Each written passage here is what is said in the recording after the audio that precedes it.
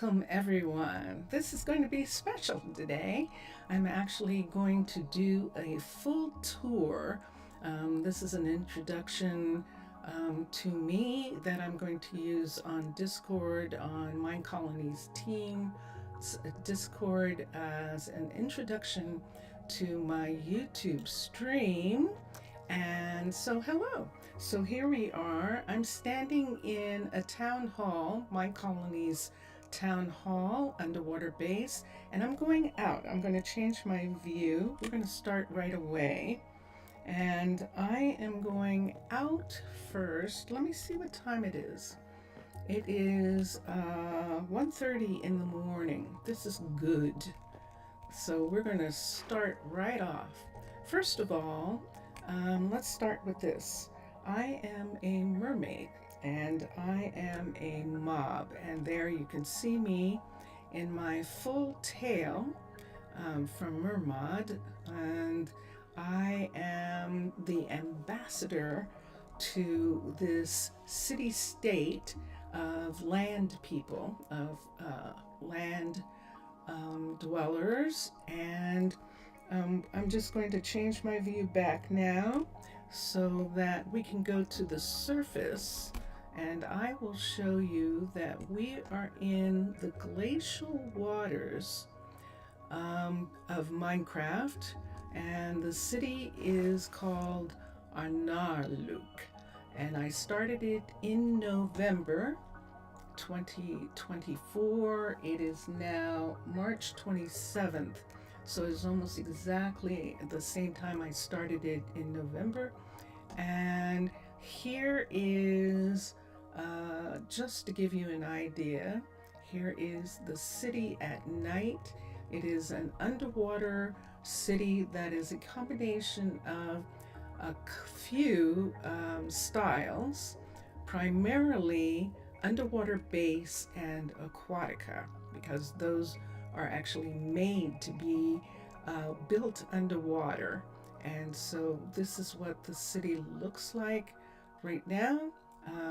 And I started it, as I said, in November. The sun is coming up. Let's go back down to where we were. Can I find it? Sure. Let's find the town hall. Or let's start here. Why don't we start with the town hall? This is a museum. This building right here, sticking out of the icy water, is a museum to the first floor. And we'll go down here, and we can begin from right here to talk about this building. This building houses the original submarine, the little sub pod that the 4 people arrived on. And we have modified this pod to show that 4 people stayed here during the time. This is underwater bases, underwater base style, the town hall, and the supply ship. So the supply ship turns into the town hall in underwater base, and this is what is left of the pod, and this is what you find when you do this. Welcome. Our base has been overwhelmed by the evil pirate Big Eye and his minions. You have to repair it and rebuild our colony here. You will find some useful materials hidden below. And the last team, led by Ducris, was fully equipped with a dive suit, but due to a malfunction or sabotage, all citizens were lost. So please drain water from the building before you create your colony. And then the book remembers builders and people who were working. Brendan and Hector, we will not forget you. And then it says, we heard that at least 16 sponges were hidden here, and Midsea has provided a guide on our tablet. You just have to go to the tab. And as you can see, the makers of this style, McSassa and Matlam, actually have some information about the style on their site, so that if you need help, you can have it. So this is where we began. And what he was talking about, what the book was talking about, is this is what you have in the beginning. You end up with this leather cap, which has Respiration 1 on it. So you at least have something when you start. I should talk about who I am and what I am doing. I am a mob, and I am the ambassador to these people from the nation of Tana, which is a mermaid nation. And so I have a lot of history, resources, and magic at my disposal because I am a mob. So this is why the people ask for an ambassador from Tana so that they can live in peace. We arrange for treaties with all of the other mobs, which are enders, which are witches. We have an agreement with witches. We don't have a treaty. And with pirates and all sorts of barbarians that Minecolonies has. All of these people we have treaties with. Why do we have treaties? How do we get away with having treaties? Because we are mermaids and we have been here a long time. We rescue shipwrecks. We rescue the people in shipwrecks. No one dies in a shipwreck. We rescue them. They are given the choice of going home, or they given a choice of starting new. So 4 people started new here, and this is what we are up to right now. We have 116 people. We have a lot of people that we have duplicates of, in other words, of the types of work that they do. We have several different kinds of workers, and we have multiples of some of those kinds. We do not have any warriors. The only people who would qualify as military that we have here are druids, and this is a druid sanctuary. So the first 4 people who came were druids. They wanted a druid sanctuary and someplace where druids could come. Druids don't have much of a choice. Knights, archers, druids, if they have the ability to fight well, that's all they're going to be trained to do. And so what we wanted to do was to provide a place where if they wanted to do something other than be a warrior, they could come here and do that. So all the people here are essentially druids who did not want to be warriors. We have some people here who arrived here as children, and some of them may pick to be warriors. We'll see if they do. So tired. And if they, oh, I'm sorry, where was that? She was talking to me. It was probably one of the druids. If we have people who want to be druids but don't want to fight, then they can be peacekeepers here. And we have peacekeeper stations for them. And so the people you see walking around in armor are actually explorers in their clothing that they wear when they go out exploring. Some of them end up wearing it around town.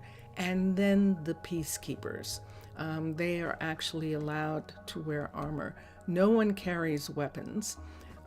In one of the training areas that we do have archers who are fitness trainers, and archery is their specialty in their athletics center. And so they do actually have bows, but they are used for challenge. They are not used for as a weapon. And so here we are. This is essentially in the level 5 town hall. This is an area to mark the fact that people did war at one time and that we have given this up.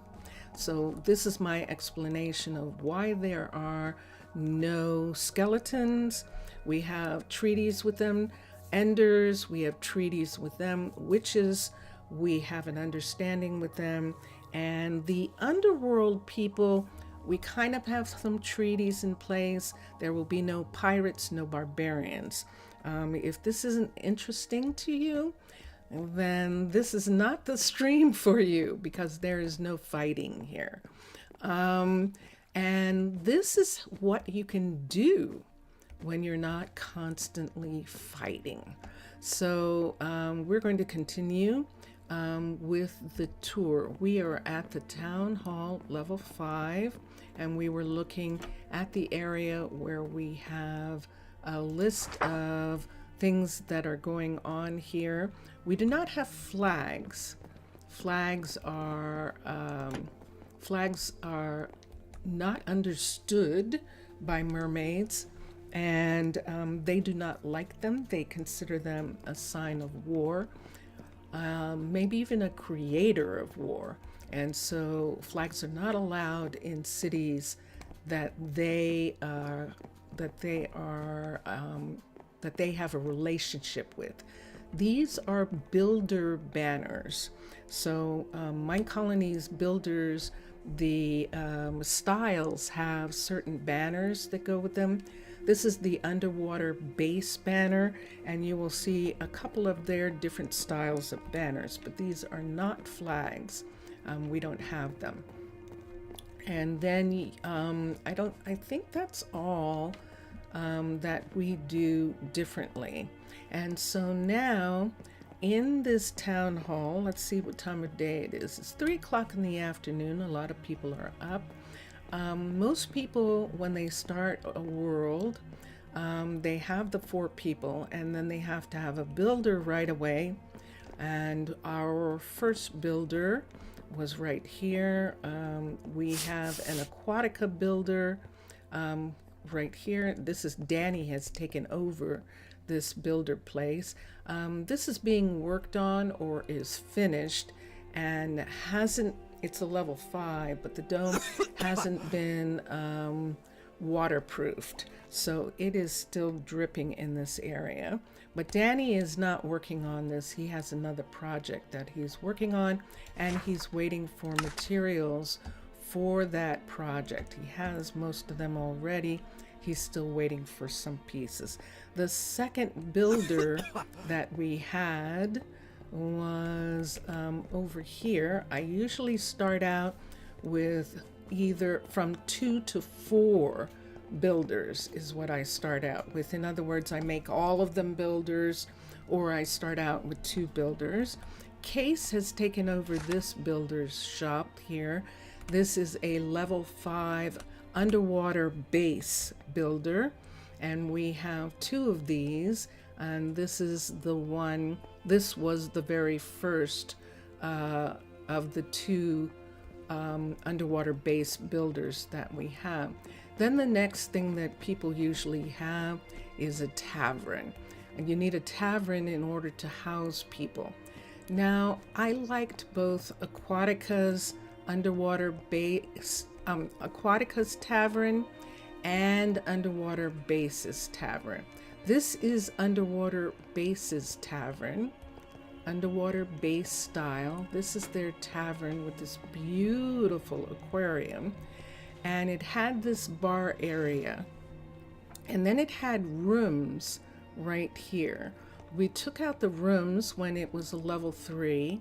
We took them out to make this bar area because we were going to use the rooms in Aquatica's tavern. Now you can only have one tavern at a time. So we removed the tavern hut block from the underwater base tavern that used to be right here. And we were able then to build a second tavern next door. And this is Aquatica's level 3 tavern that has been modified. And the tavern, when I say modified, the building is pretty much the same here. This is the Aquatica building, but we have changed the furniture and pieces like that. Now you might have seen someone taking the elevator up to the rooms. I think we have a couple people who just arrived, yes, living in the tavern right now. And I liked that it had these separate big rooms. Now I am still working on this city, and so there are a lot of apartments and bedrooms and rooms that are still not completely furnished, and then there are other places like this area here that are completely furnished. This is the tavern that is working, and so this is where our visitors come in from. And right here, this is a sign-in book for them. And this area here is the reception desk. And we have comfortable seating. Where there was seating here, there was actually seating. Now, from here, we can go this way, which leads to the bar. See, when we go this way, this goes to the bar, and this goes to the town hall. If we come back to here and go this way, we are going to the Mystic site. Now we are using this time Aquatica's Mystic site. We are passing through a Druid station right here. This just recently, hi, this should be June. Hi, Need June. something? And it is June. No, I'm fine. Oh, you're asleep. Okay, I'm sorry to bother you. June is the peacekeeper responsible for the Mystic site, and here it is. This is a level 5 Mystic site for Aquatica, and it is the smallest Mystic site I think that you can have, one of the smallest ones. But it works perfectly because, as you can see, what's in the center of this is very important to underwater builds. And I just stepped into the water, so I got my siren sight back. And if you looked, you would see I still have my tail. If I step into the water, I become a mer. And so I'm going to try not to step in. But this is a level 5 Mystic site. And from the tavern, the visitors can visit this site. Next to the tavern this way is a mural hall. That was a suggestion of one of my friends in chat. And this mural hall is just to connect the tavern with the shopping center for this area. So the people who are staying at the tavern can shop at this shopping center. Now we're going to go through the town hall entrance to the shopping center in just a moment. So this is the town hall entrance to the tavern, and that's the next thing that most people need. One of the other things that most people need is a restaurant. And so our first restaurant was off of this corridor, and it is the Aquatica level 5. Now this Aquatica level 5 restaurant has been modified. We are using an arcology bakery, and we have put the bakery in the same location as Aquatica's bakery. And I'll show you where that is on one of the other builds. I don't think I can. I think they're both gone. But Aquatica has a bakery piece that is equivalent to this restaurant piece and was set up high and had ovens and was placed right here. I pushed this out using the Arcology bakery. So we put in Arcology bakery right here. And this is a brand new building, and so we haven't done some of the modifications that we will do to it later. You'll see what we do with some of those buildings. Upstairs is the second floor of this restaurant, and here we have tables. This is partially modified. You can see the tables are modded.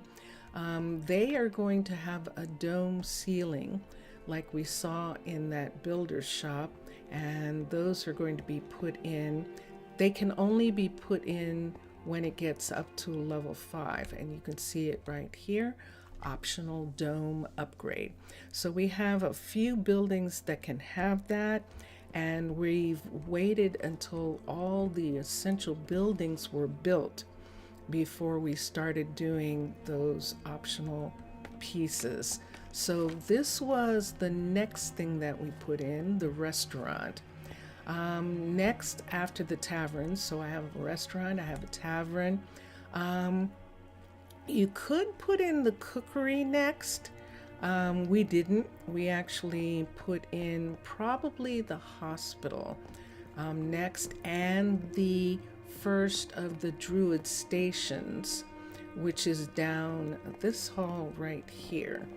And this is the hospital, the main hospital in town. This is level 5 underwater base hospital, and it is modified. I haven't done as much modification here. You can see some furniture is still vanilla.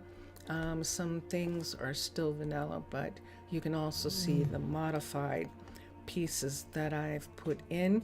This is the ambulance. This is underwater base's design. If you were building underwater base, you would have this ambulance as a part of your level 5. And then you'd also have this emergency room center right here. And you would have these rooms. So you have 3 rooms here for people who aren't feeling well. And then you have an extra room, a closet sort of. We've modified it for the doctor here with a sink. And then you have the surgery room. Now I've modified the surgery room a little bit to put in some special things. And but the surgery room, this light in the surgery room is the original style design for underwater base's level 5 hospital, and this MRI room is underwater base's style, which I just love, and it's the reason why I do them. Now I didn't change out in this area. I didn't change this to be a desk here. We'll see another hospital, and that has been changed, but this is in fact the underwater base style level 5. Across the way is a level 5 underwater base guard tower. This is the main Druid center. There are 2 guard towers. The one that we saw in front of the Mystic site is the other level 5 underwater base tower, and we'll go up into it after a little bit. This tower has heated pools underneath so that we can have some special plants down here that would not grow in this frozen water. And so all of this is the result of heating systems in order to have those plants The water's freezing. You can see the glaciers out the window. And so that is why we have to heat the aquariums and the botanical gardens in order to get the things to grow. In the center of this level 5, we have the garden center that you can put into a level 5 underwater base. Let's do this. Town hall. Who was that? I'm sorry. That was one of our explorers. There we go. Going down. Monroe is feeding at the cafe one of the couriers right now. And look at the couriers coming in for breakfast. And you can see Monroe, she has a restaurant, a cafe in the town hall. And we're going to go in it for a moment. This cafe may look like it's the wrong size for a cafe, and you were absolutely right. Monroe also is in charge of, let's show on the map, see that red arrow in the center of the map there? I'll bring it up. That's the town hall center that we're in. You can see that the town hall is the center of the city. So in an emergency, everyone in the city would come to the town hall. So this is an emergency kitchen right here. The electricity is off right now. Sometimes during the day, they run drills, and the electricity is turned off during those drills. And that's my story. Those are actually Mr. Crayfish electric pieces, and they can have electricity added to them, which is really wonderful. Now, Monroe herself is serving Asian food, actually, on her menu. She has ramen and sushi rolls and kimchi and egg drop and cooked rice on the lower levels. But that is what she serves. For breakfast, she probably needs some breakfast food. And if we were going to give her some to serve here, I think we would give her pottage to serve as a breakfast cereal. And she could serve maybe yogurt or something. That doesn't sound, she didn't want to. She is serving tea. And that's about most of what we want. She could serve some bread, but I think she's fine. She's just a little cafe. And the rest of this kitchen is devoted to storing food for an emergency. You hear that trader? That trader is on the ice above us. So he is not actually in the city. And let's come around. So we were talking about this centerpiece that you can have at level 5. There are several different kinds. The druids chose the forest centerpiece to put here, and it has this little pool, little stream area, not pool, a little stream. It has trees, and it has a little seating area around a fireplace right here and around a pit fire, and they can sit in all of these seats as leisure seats. So you can also have an aquarium as your centerpiece. There are different ones. It depends on what kind of area you're building. The druids chose this because they wanted memories. They wanted places that they were familiar with, and they wanted trees. And we have made that something that happens all in this underwater city-state, that there are a lot of trees for them to interact with. Over here is a library. This is an emergency library, and then a music section over here. Now, at one point, we thought we were going to have axolotls, and we actually had a little encampment here where we could keep the axolotls You can see that in my older YouTube streams. You can actually see us attempting to have them and then not being able to. What we discovered is they do not like captivity. They don't survive well in captivity. So we had one axolotl left, Bubbles, and we took Bubbles home to the underworld to join an axolotl community. And this is the story of the axolotls that we had here. And it was requested that we have a memorial, I guess that's what this would be, a memorial, for the fact that we had axolotls. And this painting worked out perfectly as a way to bring attention to the fact that we had them. So we're in the town hall, which has several exits, and we're going to look at these exits now. This exit goes to the Tavern.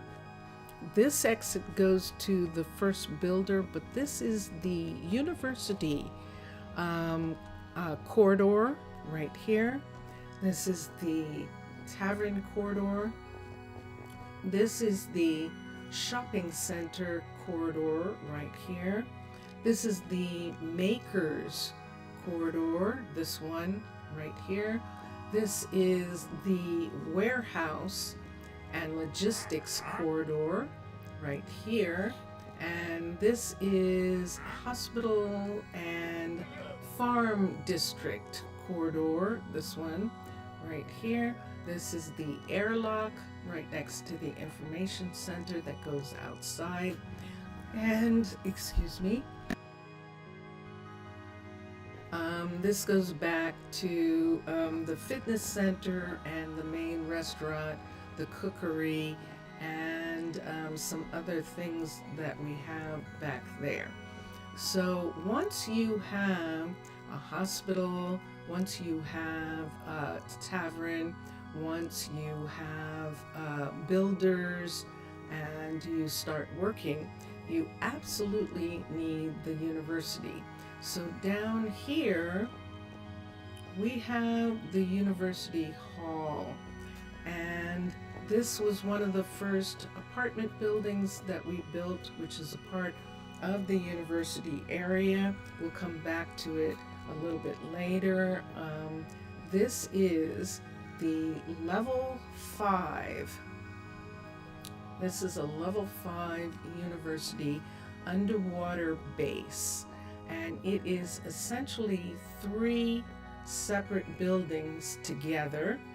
They're meant to be together, and this is the university building here, and we're going to go upstairs in the university building where there are other classrooms and lecture halls. I believe this is storage. Yes, it is in that one. They're laughing that I am showing you the storage first. We have classrooms here, specialty classrooms, and when you go in, this light, for instance, we can turn this light off right here. There we go. And this is places where they can study and work in these classrooms. There's a couple.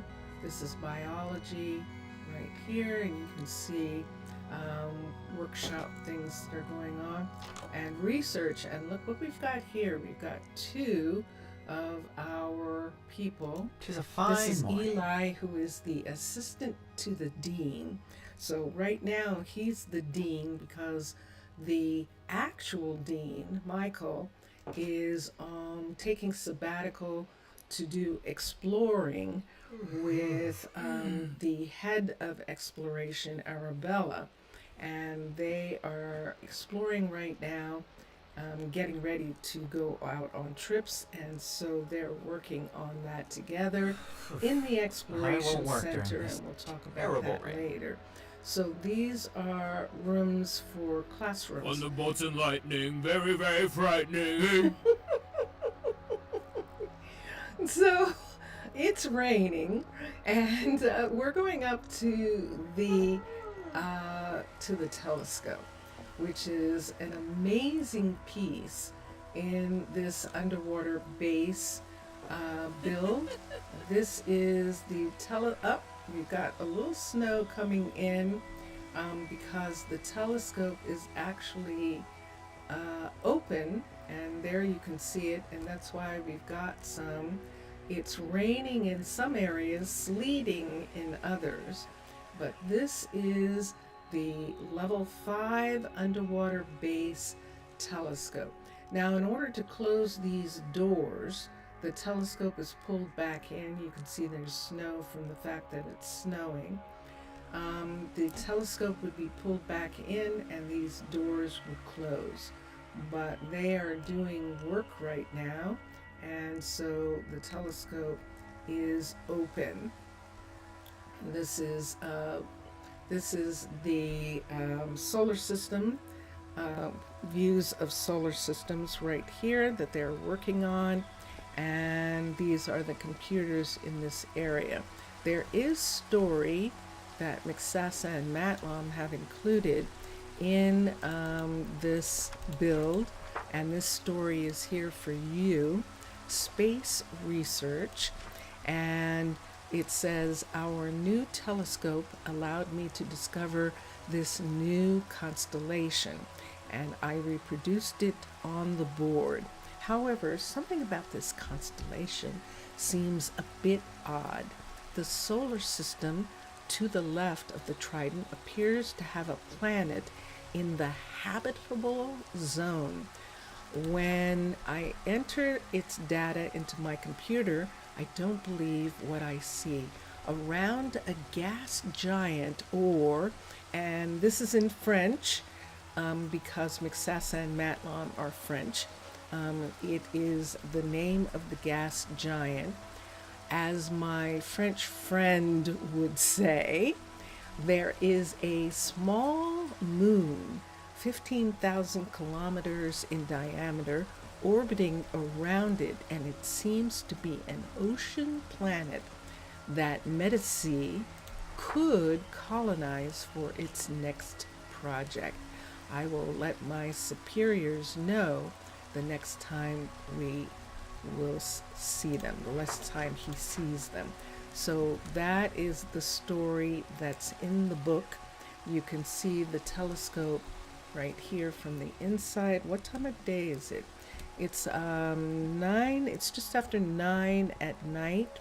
We're going to go downstairs and we're going to look. So this is the main university building right here. The next building that is a part of this university build is this is actually a part of the university, is the Museum of Natural History that exists right here. And it is a beautiful building and has beautiful exhibits to all of the worlds around Minecraft, all of the land. This is an exhibit to the desert.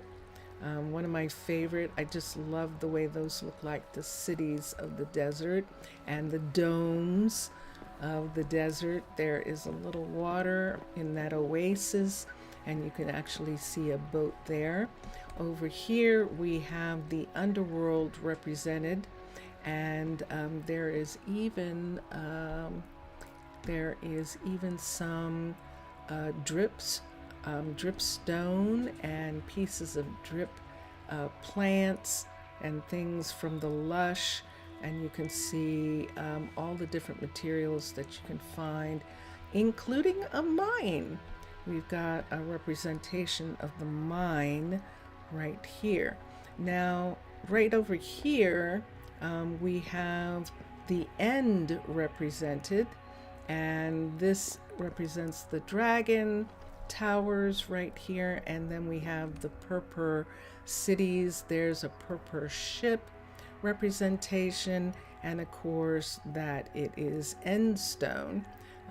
This is in this area right here, and that banner is a banner to represent the end and those cities.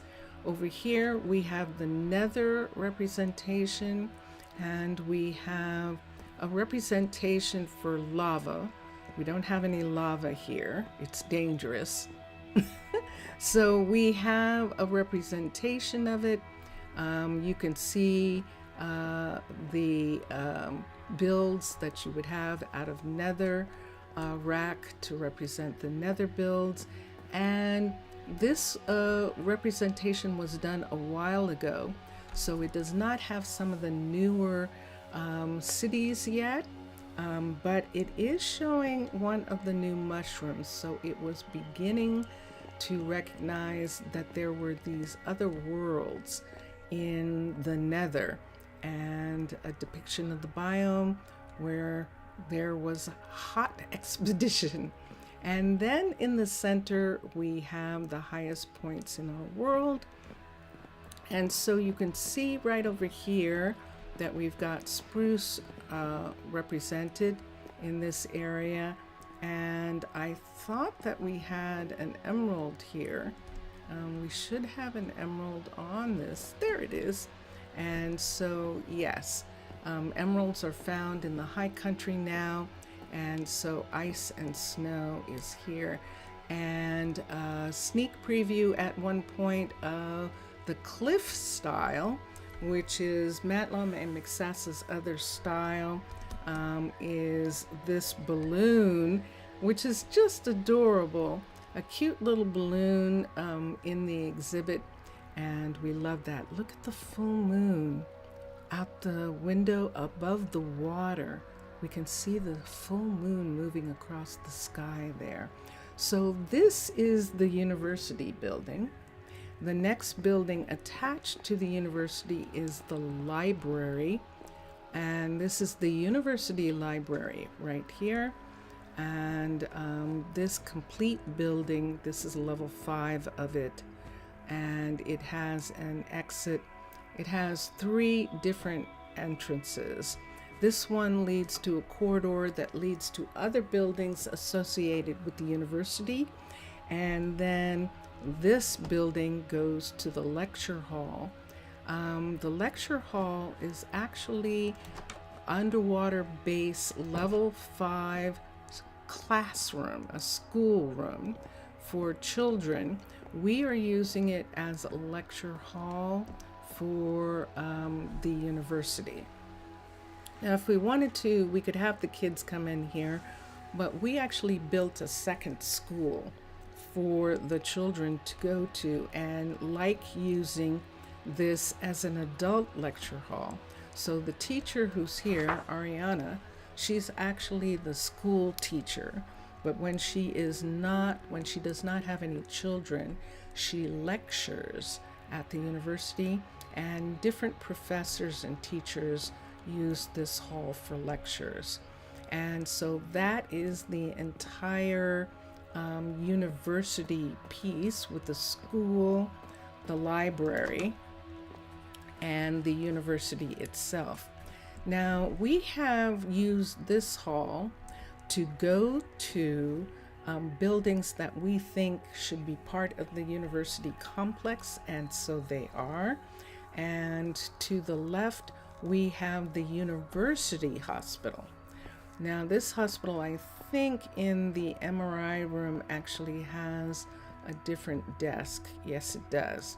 And so this is the way I modify stuff, that sometimes we take out different things and we put in other things. So that because I love it, I love doing that. I want them to look different. I don't want them all to look the same. And so we do that. This is the ambulance. So we have 2 ambulances and 3 hospitals. The 3rd hospital is in the farm district and does not have an ambulance. Right here, we have the enchanter. By the way, this is Mildred right here. Mildred is our doctor in the university. Laura is our doctor in the main hospital. and Mauricio is our doctor in the farm hospital. This is Lillian. At one point, Lillian, when we didn't have enough doctors, she actually, did you see that? Let me come back and walk through. I have worked enough for Oh, today. it didn't do it again. You hear that? That is the Lillian's pet. It's raining. We're in the rainy season. Most people are going to be off when it rains during the day. Some work because we have a lot of level 5 people. Some do continue working during the day, but a lot of people have off, and I don't do the research for that. When we go back through the university, I'll show you the research trees. This is Lillian. Lillian is level 5 Enchanter Tower. She has one of the doorways that goes out into the ocean. We don't have to worry about this doorway because there's nothing above it. So if somebody accidentally came out this doorway, they would just float to the surface and they wouldn't die. So this doorway is really okay here. I would be worried if it was a different doorway. We'll talk about that later. This is Lillian's pet Shulker right here. And hello, baby. Hello. Yes. They like being petted, and they are very sweet when they're away from the big guy. And so she has one of those who she loves, and she should be here. Yes, there she is. She's busy working at her enchanting table. There is another enchanting table here for the player in the level 5 of this building, and it's just beautiful. There are enough books here for the full amount of an enchanter, but there are also the new bookcases as well. Let's go over here. So down this hall we have a cafe. Yes, there's a picture in this hallway. Down this hall we have a cafe because we have a lot of people who work in this area.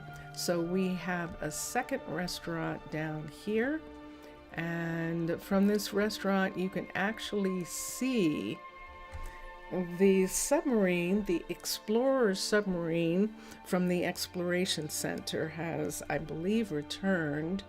Either has returned or hasn't left. We'll check and see in a little bit. This is Nina. Nina is in an arcology level 5 restaurant. Now, the interesting thing about this restaurant, there are people coming for breakfast right now. See, she's getting her order.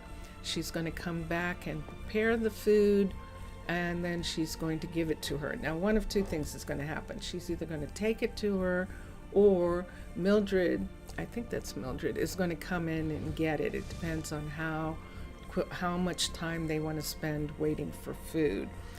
If you saw that person walking by, that was actually Atticus, who is our ambassador to the Nether. She's making food right now.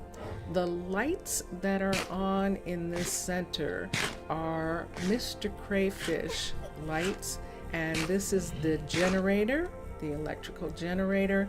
You can see that it's kind of low actually for electricity right now. It has blocks of coal in it. We will probably have to have someone come and refill. At some point they last a really long time. So it's really fun to have these. I'm going to show you that we can turn the lights off in here, and this is what it would look like if the lights were off, but we'll turn that light back on. You can see some fans in the other room and also right here, and these fans are turned on with this switch here. So we're going to turn them off for right now. She is feeding people, and we'll get out of her way. So people come and have breakfast, lunch, and dinner in her cafe. Now, next to the cafe, where Nina lives over here, is Jesse's alchemy shop. This is the level 5 alchemist for underwater base. And I have not done any modifications in here yet. I don't think I'm going to do any. Chroma Hills, my pack, my texture pack, this is the brewing stands for them. And sometimes I take them away in different places because they really look pretty evil. So we'll see if we do some things to this place. This, believe it or not, is her cauldron. And there is a ladder that comes up here. Now, the other thing about Chroma Hills is that all the glass is leaded glass. So see this cauldron here? We're actually going to have to trade the glass out and make it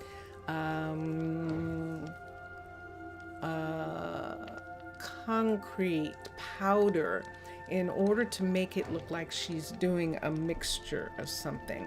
I haven't had a chance to do that yet, so that's why it looks like she's mixing glass. And then this whole area is where she has her plants and her experiment that she was doing. Can she grow things in the frozen north? And she seems to be able to do that. Now, Jesse and Nina are two of the druids who have a very large family. They came here to have children. They wanted to have children. They love children. What's it today, then? Have had, between the two of them, 6 kids. These are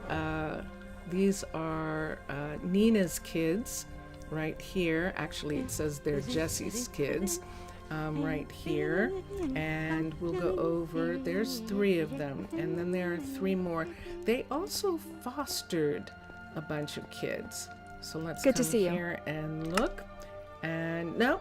So the others were fosters. They actually only had 3. They fostered 6 other sets of kids, and those kids did not claim them as parents. They just fostered them. And so those kids are also children that they love. So they wanted a big house. So we gave them this cavern style default level 5 house for them to have. Now they're waiting for the house to be modified to fit into the scheme that we have for, see the concrete here? They want to have concrete walls like all the other buildings. Yeah, they do. They really do. But we've got enough bedrooms in here for them to have visitors, their kids come and visit, and then their bedroom is right here.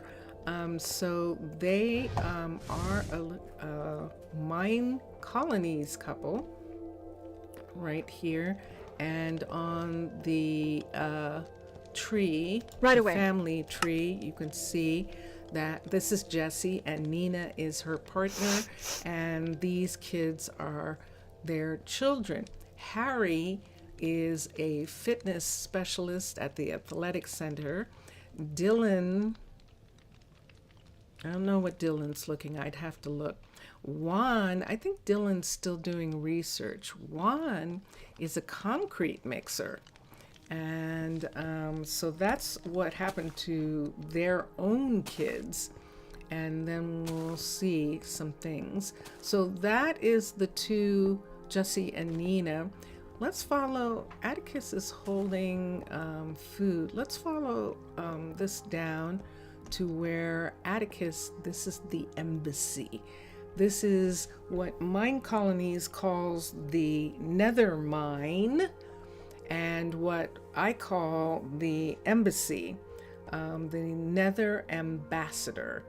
And Here is his private portal right here, and out these doors. Now these doors are special and I modified them.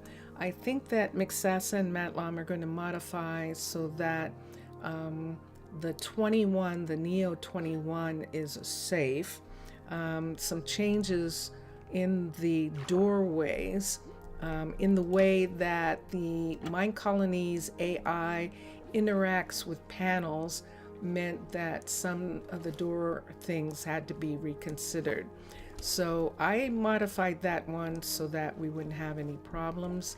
We actually lost a builder because of the doors, but the construction accidents always happen.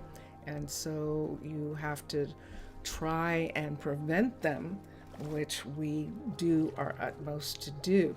Now, this is a ship portal for a water to nether ship. This is a lava explorer, lava explorer 4, and you can see that it is waiting to go in. Now, when this portal is open, this glass drops down into the ground, and then the portal is open and the ship goes through, and then when it returns, the glass comes back up. That's my story. This is actually Minecolonies. I do not have Create or any of the things that actually do that technical stuff. Wouldn't it be fun? It doesn't interest me enough. Oh, Vincentius Primus, everybody. Hello, what were you going to say? But if you had something that did all that stuff, what would you do with your brain? Yes, what would I do with the storytelling? So this is the embassy, and since the ambassador brings back, does trading with the Nether, these pieces are things that Atticus has brought back. Now, I do something, I don't care. I do not have another ambassador go to the Nether unless they are a level 5. I don't care. I'm not losing them. And so when I do have them, they have the expedition log already, so we can see what happened the last time they went. And we also have a menu of foods that they're going to carry. Now, this is what Atticus likes to eat. So his food menu is different. And these foods here are here from him. Now, he's a level 5. So even though he has some of these other foods, the hand pie, the stuffed pita, and the tacos, these hand foods are foods that he's going to have. They're easier to take, easier to pack. We have special things that he always takes with him. We have them, flint and steel. Yay, team. So he now has a full flint and steel set. He should have 3 of everything. And then these extra foods, I think this is enough food for him to take.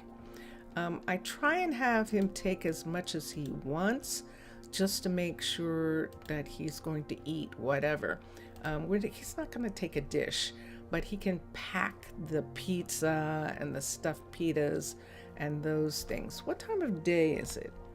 Let me see. It is evening, so he is not going to leave. But what I then do is I come over here and I unpause him, and then I make sure that, actually before I unpause him, I call him here, and I'm going to put all of this stuff down here on him, make sure that all of his equipment is in good shape, make sure he has a shovel, make sure he has something gold. I don't see any gold here, so if he doesn't have a gold piece on him, he might not be able to go out until he gets one. There should be gold. See how he has the gold right there? He could take those with him. And then we put those things on him, and then we unpause him, and he'll go to the nether. Now, what time of night? I think it's going to be too late, so we're just talking about it.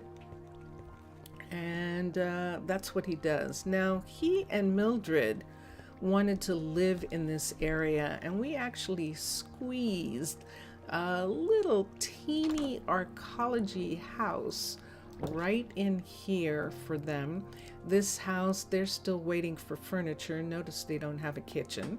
Their bedroom is still kind of open here. But this little tiny house is going to be furnished for them. And this is actually a push out, meaning that I expanded out beyond the walls of an ecology level 5 residence. We took away some of the beds. I only keep, when I do arcology level 5s, I only put a couple in. And so I don't use all the beds. But it is a level 5 to give them the prestige that they need in order to be able to continue working and grow in the city. And so this is this corridor of the university area. We're going to go to the other corridor right now that leads to the exploration center, and we're going to come through. So this is the university, and let's come to here. Isn't that amazing?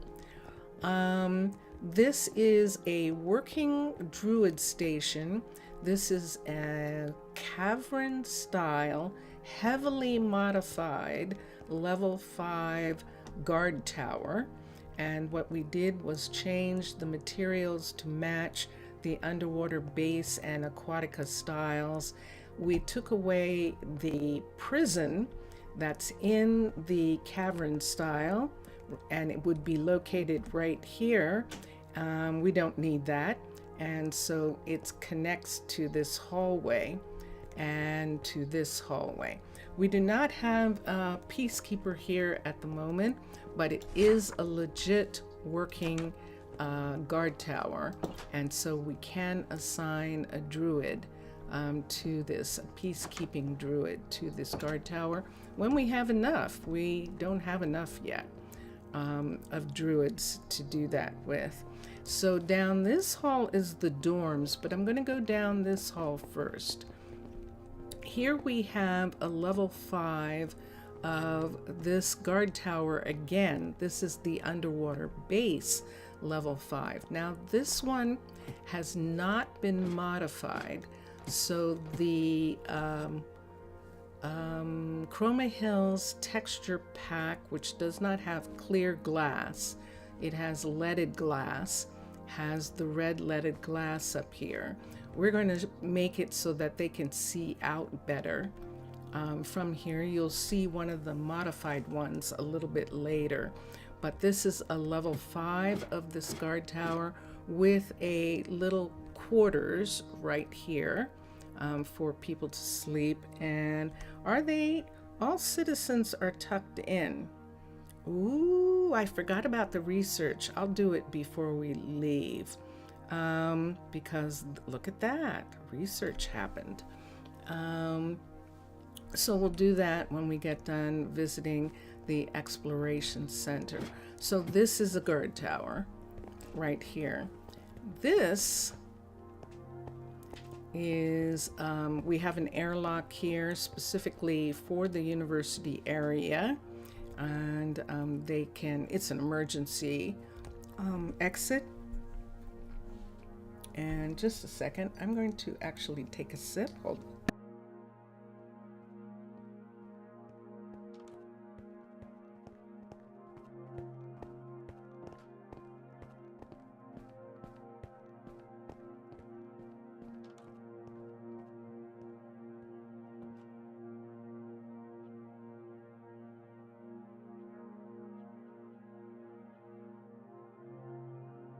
I apologize.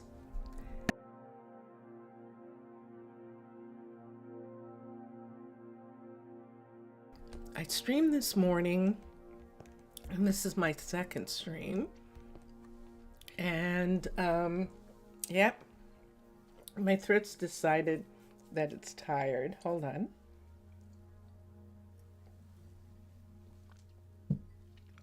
And I hope that I can get it. I think I made a mistake and didn't put on.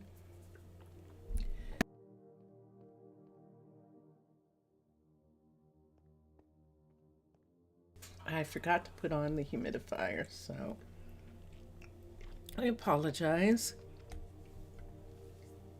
So here we go. Sorry about that. So here we go. This is the underwater base barracks. And Matt Lama and Mixasa have made the barracks a wonderful area. And it just from the very moment I saw it looked like an exploration center, someplace where they are studying. Yes, this is an area for mapping, to put a map up. This is the hut block right here. And upstairs is an area for them to hang out. I think I'm going to rearrange this. As you can see, we changed the glass in the middle.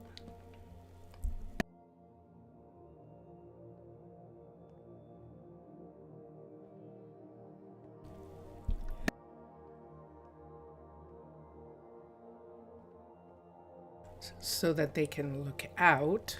And let me come here. Sorry about that. My body's mad at me. My body's mad at me for not taking care of myself. Hold on.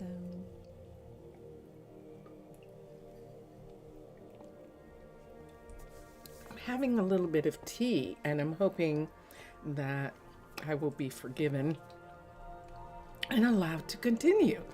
Okay, so we'll eventually do something up here. I think I might change these leisure seats and put in some couches as well as some tables up in this area so they can sit down.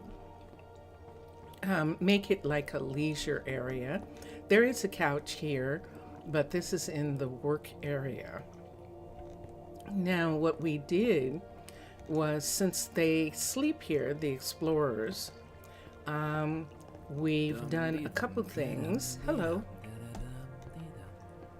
We added, we took away a little piece of the wall here so they could come from either side. And then we added an arboretum. This is Underwater Base's arboretum. This is a medium, the small size. There's a super large, which we will see later. And the druids come here and they hang out. They can meditate. This is their own private park. You can see them coming down, and they love to come here and sit and yeah, and just do things in this area. And so this park is actually the small park from Pagoda, from the Pagoda Style by Thaler. This is his small park that we were able to fit here. Now, the way we did it, and you can go back and see it on earlier streams, what we did was we lost these stairs when we put this park in. So we had to rebuild the stairs once the park was here. And it was worth every second to be able to do this. So to have this arboretum in here. Now, Underwater Base has their own parks that fit perfectly into this space, and you could use them instead of using Pagoda. But I wanted Pagoda because I wanted the taller trees for this group of people, for the Druids. The Druids miss their forests, and so this is to give them a sense of forest as well as give them some sky. And because they spend a lot of time traveling and in the exploration submarine. And here it is, right here. This is the underwater base barracks submarine. This is part of the underwater base barracks. Level 5 is the submarine, and you can see the submarine crew has just come back from taking some materials to Mr. Villager. Worked enough for today. And hello, Jelly Bean. Hold on. I have worked enough for today. Oh, you have? Okay. I just forgot to turn on the humidifier. That's what happened.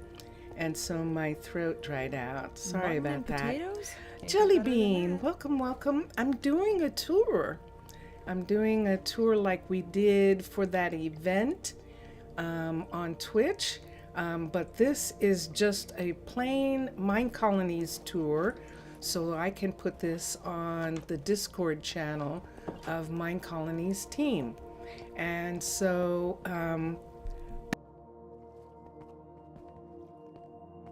excuse me again. We're into the first hour we've gone by. This is the second hour of this tour, and Jelly Bean is one of my friends who's in chat, and she's going to be here probably for the rest of this. And don't feel like you can't talk or anything. I'm just doing the tour again. And you might remember something I've forgotten to bring up. Hold on. Okay, so back here, the crew has their quarters, and we can see that we have druids who are submarine techs, and they are here in the back. This is where they sleep. Now,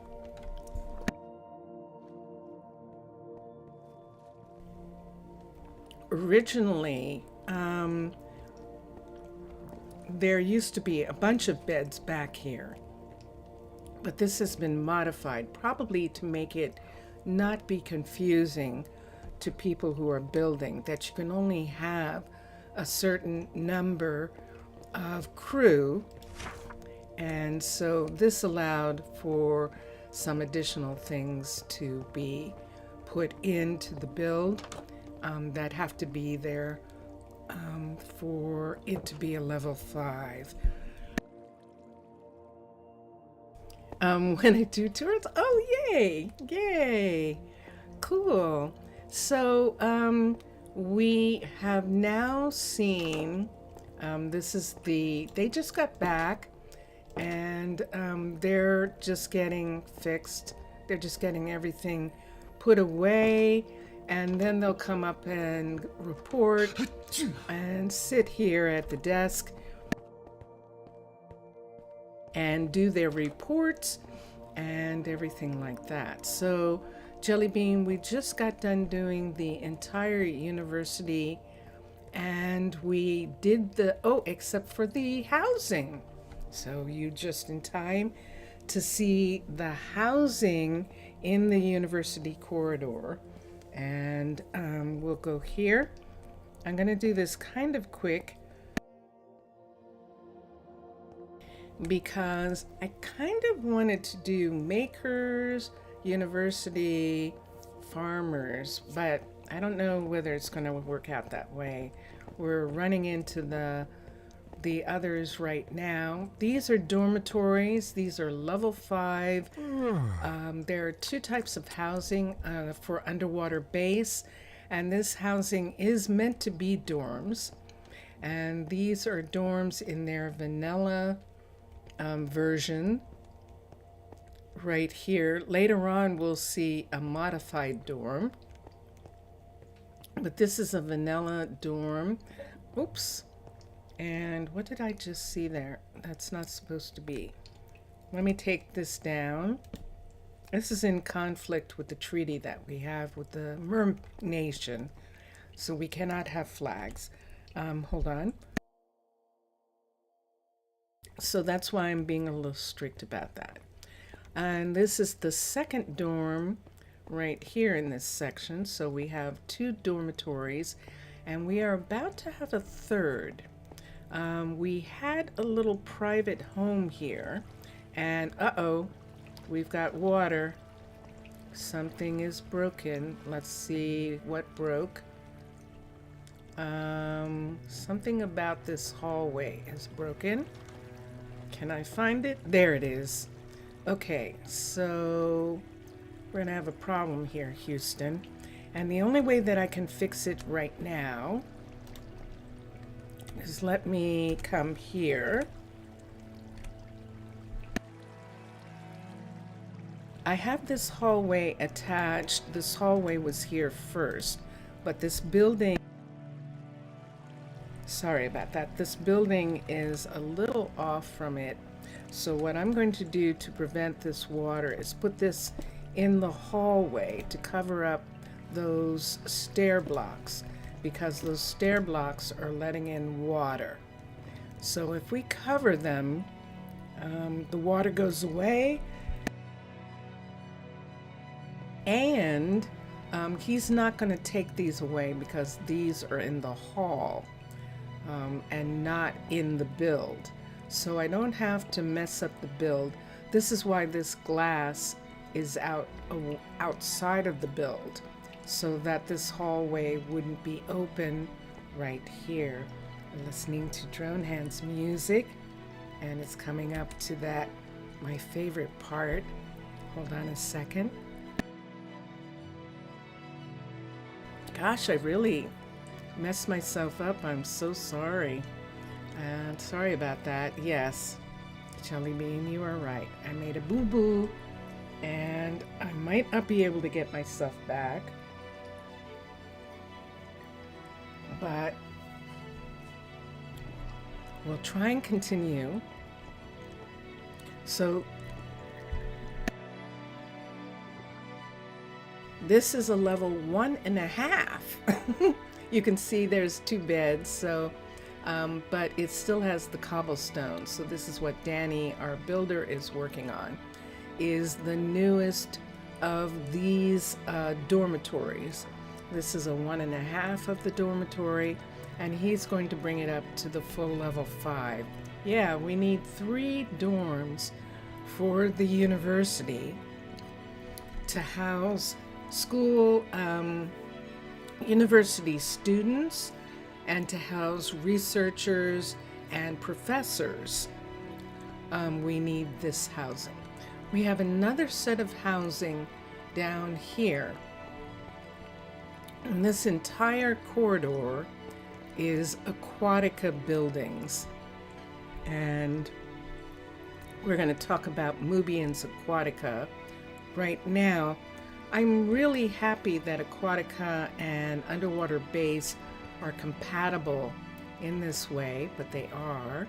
This is a level 5 apartment building for the Aquatica style, and these mats, these doormats, mean that someone lives in these apartments. And we will show you some apartments that haven't been modified. A lot of the apartments in this area have. This is the apartment A that's been modified to have, it's been pushed out the wall to give some more kitchen space, to give some more living room space, and to have the dining room be in this corner. We have the living room facing in so they can watch their big, huge TV right here. We're doing steampunk. We're doing part medieval and part modern, and so steampunky. Someone lives here, and we're going to be very quiet. This is modified bedrooms up here, and this area looks like a dressing area back here. And let's go downstairs. It is nighttime and people are home and in bed. This is level 5 of this this A apartment.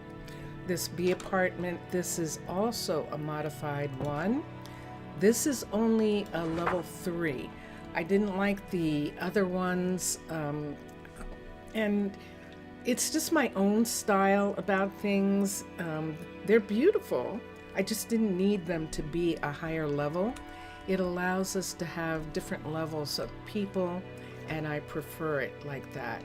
This is level 5. This is just the level 3 of this apartment building. And the reason I like it is because it allows us to have this room like this. And with the level 3, there's only 3 beds.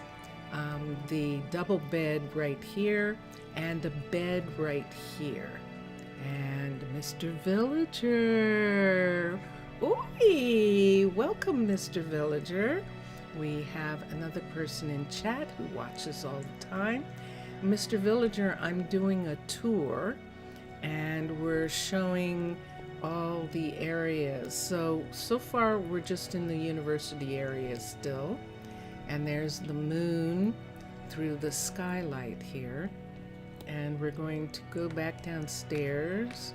Don't want to stay up there too long because she is asleep. This is Lillian, if I'm not mistaken. And then, so that's what we do. All of these apartments, this is a level 5. So there are 2 level 5 apartments in this apartment building, a level 4 and a level 3. Below level 3, you don't want to mess around with. You don't get the buffs that you need. So you want at least a level 3, 4, and 5 in the end. In the beginning, when you're building, you can't help it. You have to have those smaller ones. You're seeing it's looking interesting. Cool. And so this is the level 5 of this. And here's a perfect example. This one has not been built out yet. It has most of its original, what Mubian put into this. And let me see, but I might have done the upstairs. And let's see if I did. I did a partial of the upstairs. I changed the bed arrangement up here. We'll show you along the way one that hasn't been changed. The way Mubian has it furnished so that if you wanted, you don't have to modify. You don't have to do any furniture yourself. These buildings, when they get to certain levels, they have all the furniture and everything in them. So the apartment buildings will all have names when I'm done. So far we have 4 of them that have names. This is the Terrapoda, which Jellybean named our first apartment building, and this is their postal area right here. They do not have an information center because they're part of the university. This Druid Center is their information center. So let's go back beyond. Right here, the Aquatica apartment building is directly connected to the Aquatica Children's School by this underwater base hallway where we put in an aquarium for the children. because this is the children's school, Aquatica Level 5 Children's School. So this is, we added an aquarium to this hallway that is a level 3 decoration for underwater base, but the aquarium is added on in this area. In here, this bottom part is pretty close to the way Mubian had it. The only thing we did down here was add some seating right in this area right here, but the actual classroom is upstairs, and we heavily modified it. So this is a school, level 5, and this is what we did with it.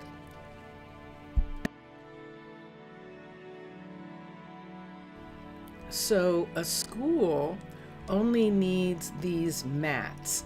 You cannot remove the school mats on the floor in a Minecolonies school, or the kids won't go to school. They're tied to these mats. So we've made that the center of the classroom, where they come out and play or they do special things. But then around the sides, we put their desks, and we put project areas in the back so that they can do special projects. You can see their drawings up on the walls. We are going to put the dome on top.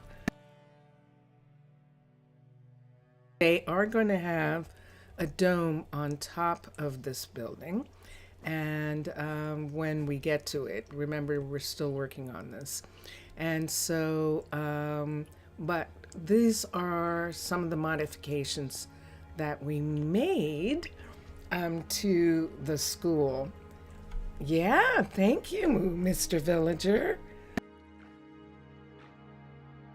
Yeah, we had some fun. These, a lot of this is paladins. You can look on my Discord channel now, and I have a list of all the mods that I used in my mod packs that Vincentius Primus made for me. He made special mod packs because he knew that I liked to use furniture from different things. Mr. Villager, you want to meet the little artists? Yes! Well, they've all grown up. They've all grown up for now, and we'll have some new artists come in when we have a new set of kids. But right now, we do not have any children. We have children in a special way here. This is the way of the Mermaid Nation. I'm sorry, the Mer Nation, not Mermaid, the Mermaid Nation. That we only have a group of children come at once, so that their parentage can be sorted, and so that they can get into school. And it allows them to be placed in school. The level 5, remember there are 2 level 5 apartments here, and then there are 2 level 5 houses here. So when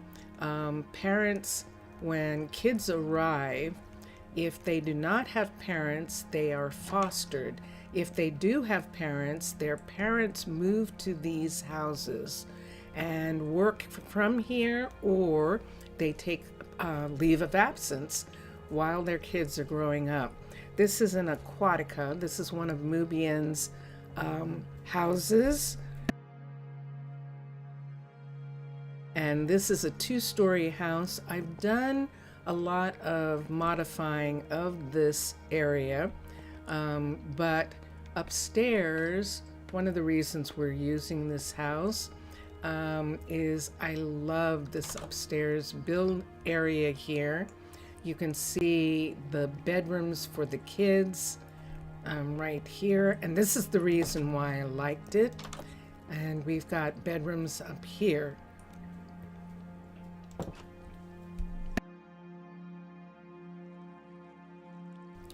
Now, what I've done is in the third bedroom, which is the master bedroom, I have modified it so that we have a Byzantine level 5 housing insert in this Aquatica level 5 house in order to give the parents their separate bedroom.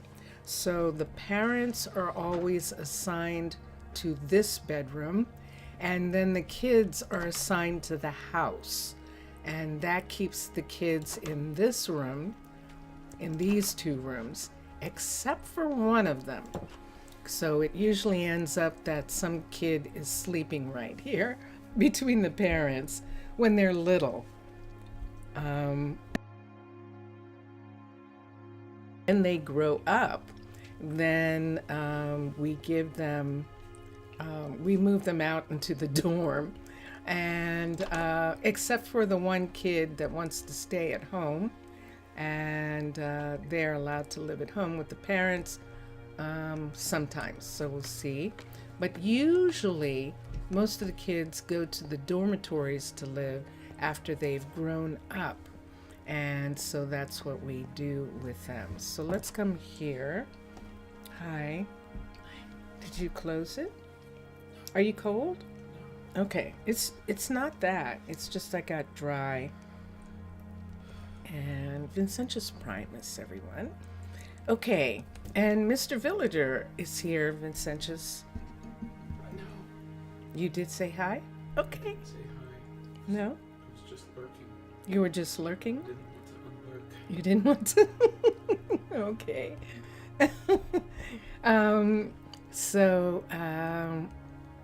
And Jelly Bean, of course. Yes. And do you want to say hi? They can hear you. Hi. There we go. And let's come over here. So that's it. This is the entire university area that we just spent an hour and a half on, and we still haven't gotten to showing the research section here. So let's come down here, and this might take more than one. This is interesting. I might have to do a part 1 and a part 2, huh? We're going to use this druid quarters to change into a player. So right now,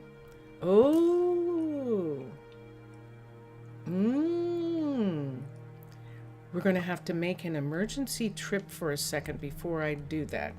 The warehouse is full. So we're going to make a quick trip to the warehouse. What time of day is it? It's 3 o'clock in the afternoon. Otherwise, no one's going to get any deliveries. So let's go to the warehouse right quick.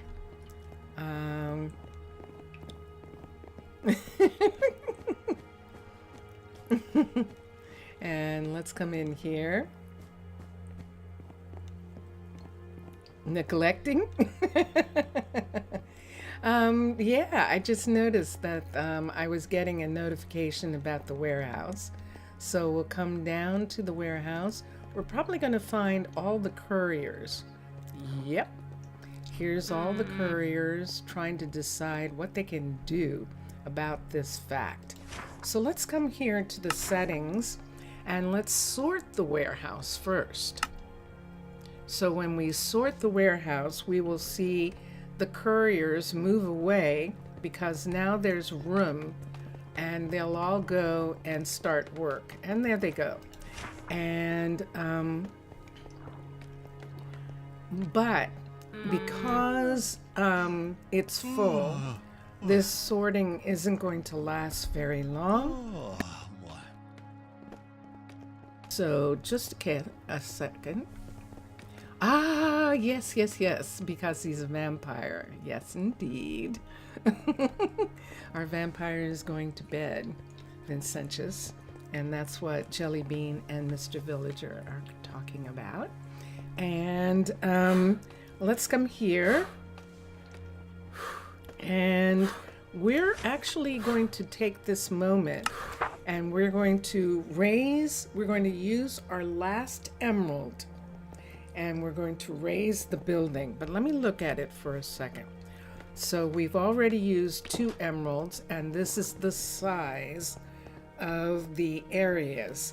So I just want to show you how big these racks are right here. Because I'm about to use my very last emerald and raise it to the highest level that you can have for storage. And so here we go. And now we have the largest the warehouse. buffet at that restaurant, just You can exquisite. they're talking to me, that you can have. And this is how much more space it added.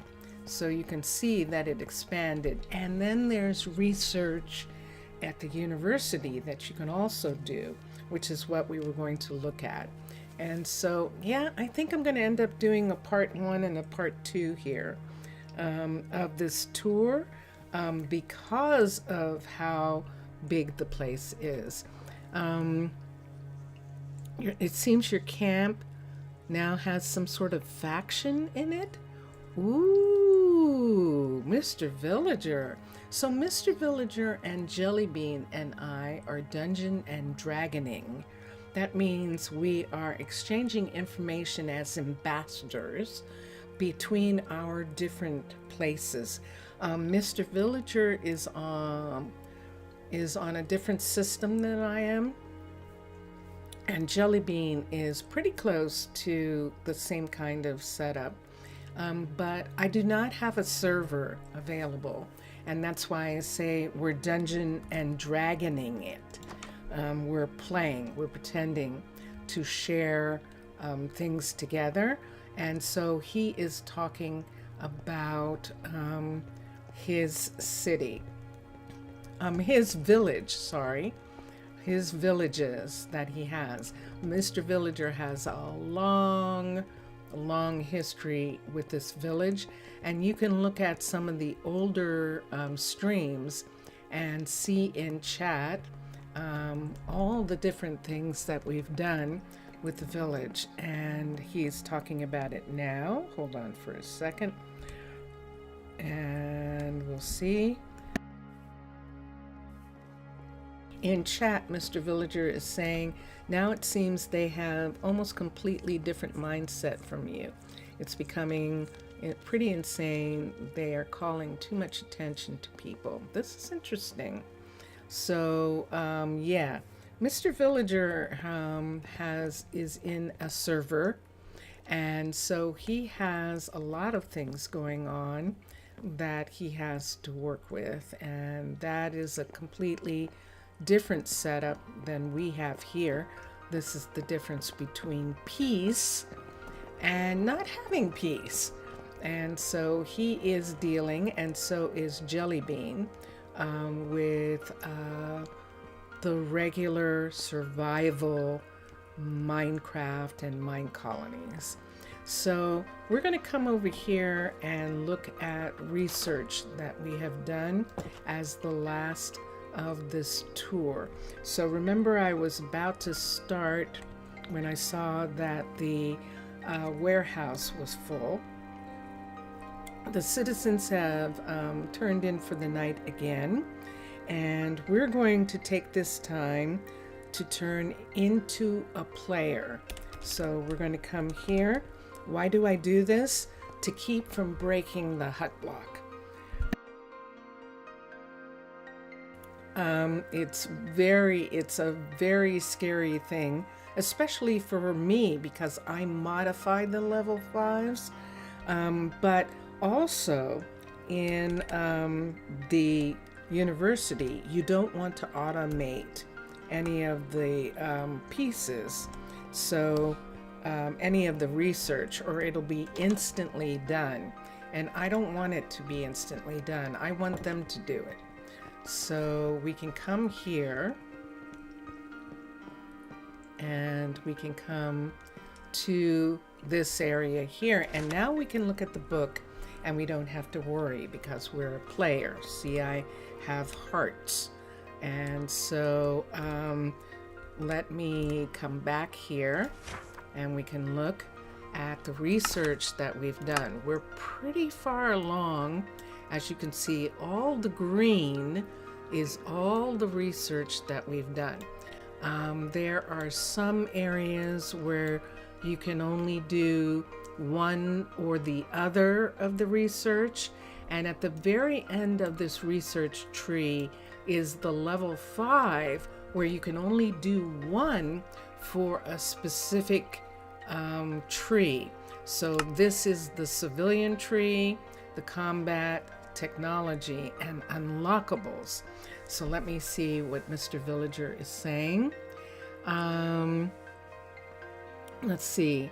Well, you must say, if you start to have disunity, things will get ugly soon and fast. They are saying a lot of nonsense among the tents, saying things like seek a new home is foolish. We must keep wandering. Why must we keep wandering? The world is our home.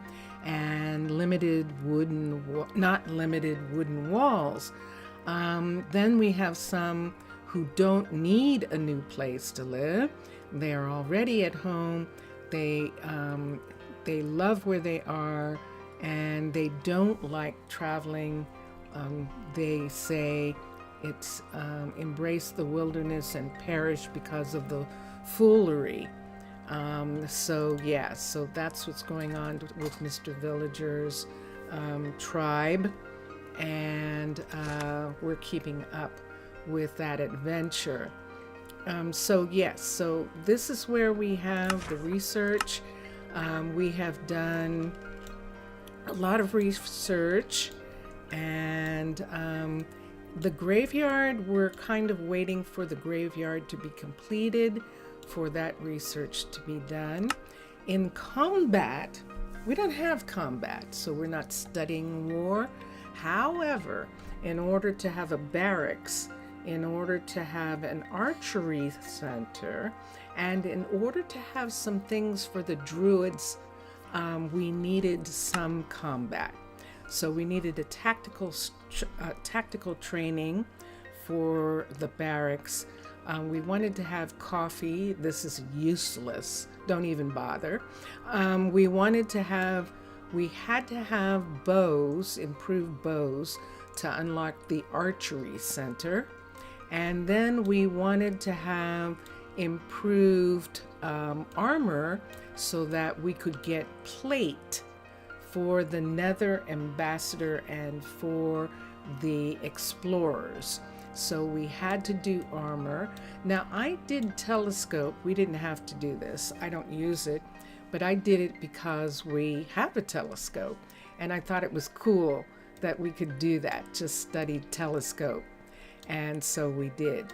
This is what we needed for the druids. We had to study taunt, and we had to study consuming arrows so that we could get paranormics, which is the druids being able to request magic potions from the alchemist. And so that is what we needed, and that's why we researched combat. Those are the only combat that we have. And then the technology that we're using, we are a peaceful nation. We have no weapons.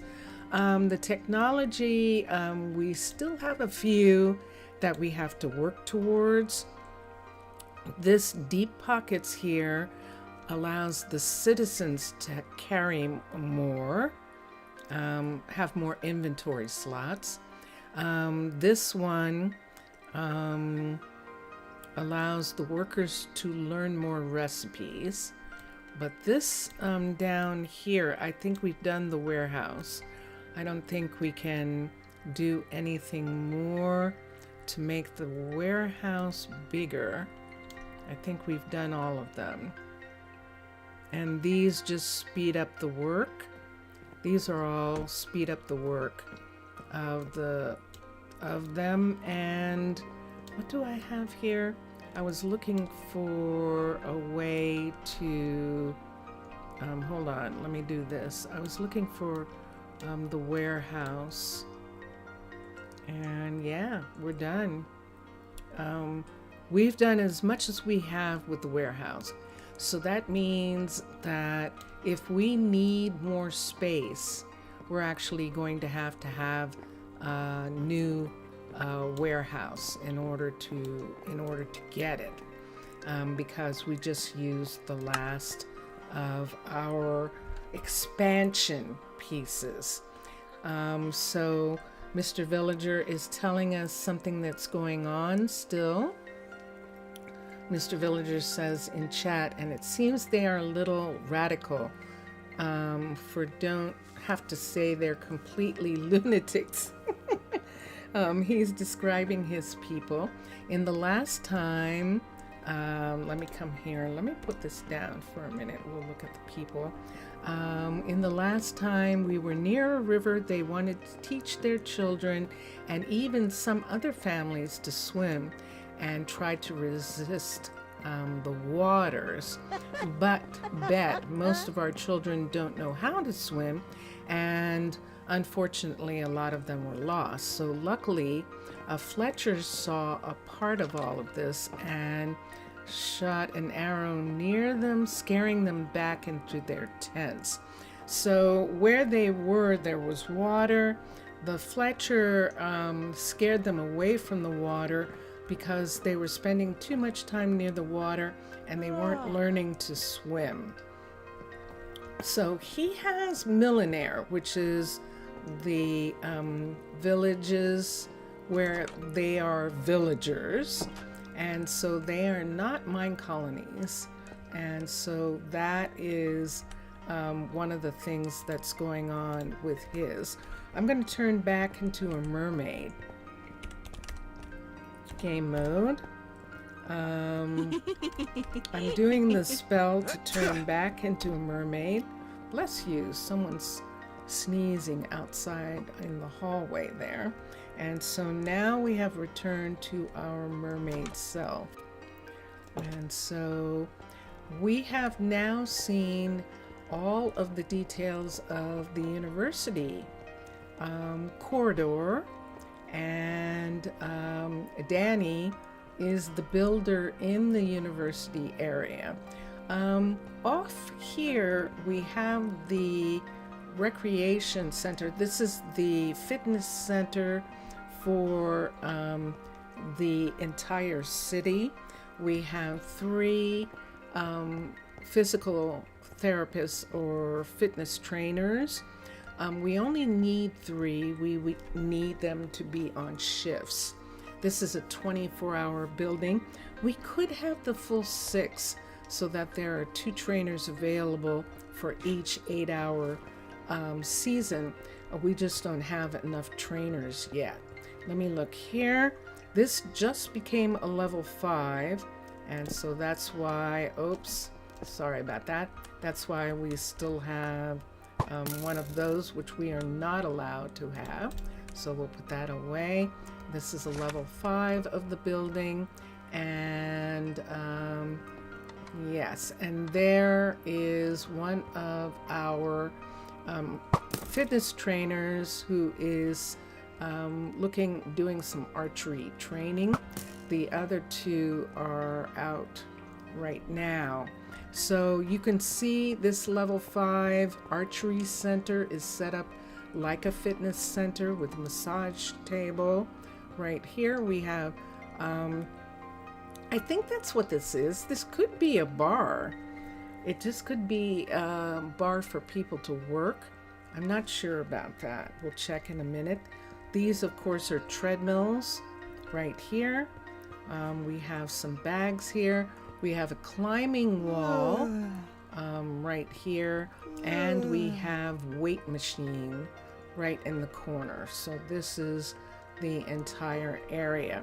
So I'm going to read for a minute in chat. And it said, the children are fine now. Some are still in recovery. But now if they don't stop, they will put all of our efforts to loss. So some of the angry fathers awaiting the recovery from the new fever are wanting to kick them out if they want so much to embrace the world, then they do it, but without pulling us to this madness. I see. Interesting. So this is Mr. Villager talking about the life of a village. And in chat, and this is part of my stream, he's been talking about his village travels and his the village that he is the ambassador of for some time. We just sent a set of druids with a shipment of food to his village, and they might still be traveling.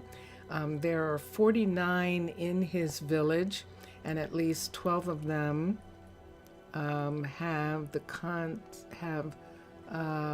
it sounds like there's a disagreement that 12 are not in agreement with the rest of the community. So this is the fitness center, level 5. We're going to work on it a little more, and but let's come back here. This is that whole area took us almost 2 hours to go through. So in the beginning, I was saying you need a university, you need a tavern, you need housing, and you need druids, or you need guard towers. And so we've kind of shown you most of that. And of course, you need builders. What about the makers? So we're going to go through the visitors shopping center, where we have a lot of our makers. Now, our makers are set up in 2 ways. We have the makers who are retail shop owners, and the makers who are the who have the shops where the things are actually made. The retail shops have not been updated yet. We haven't got all the furniture in yet.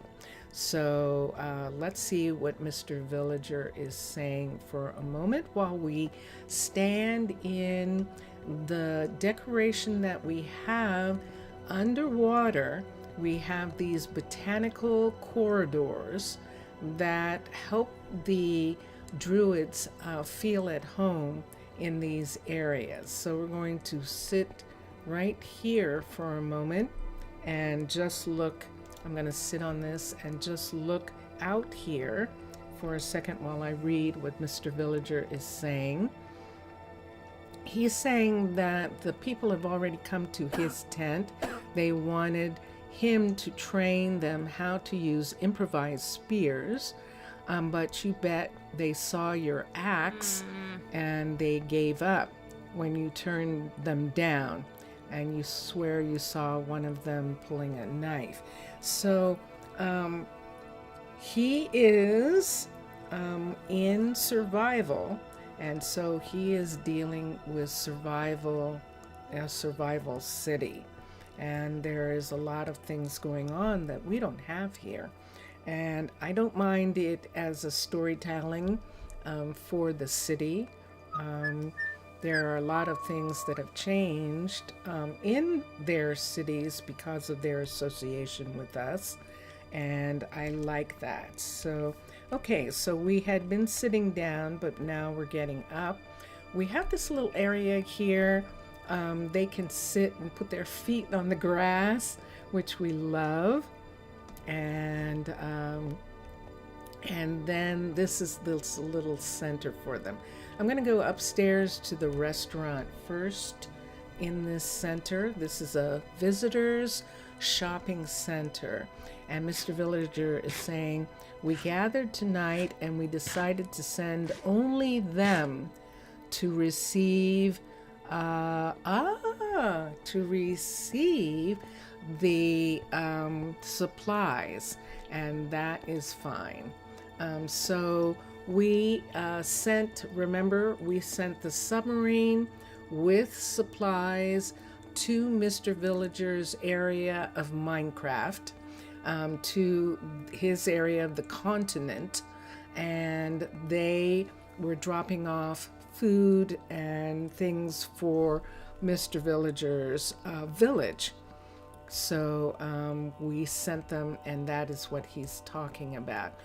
They only went, they are not coming to on land, Mr. Villager. They are dropping off the food. They are not accompanying the food back.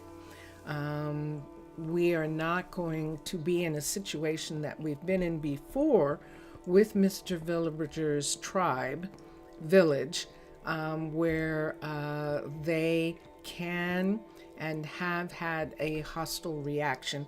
They're afraid because they're afraid of newcomers, and so we did not want to put that pressure on this particular village. So we are not accompanying the food to the village. We are only putting it on the shoreline, and then the submarine is going away. So I'm telling Mr. Villager that while he's talking about this. Now, if you don't do something like, I don't know, burning down the boxes because we don't depend on other people's donations, why?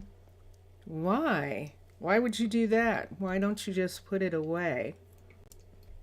I don't understand why you would do that.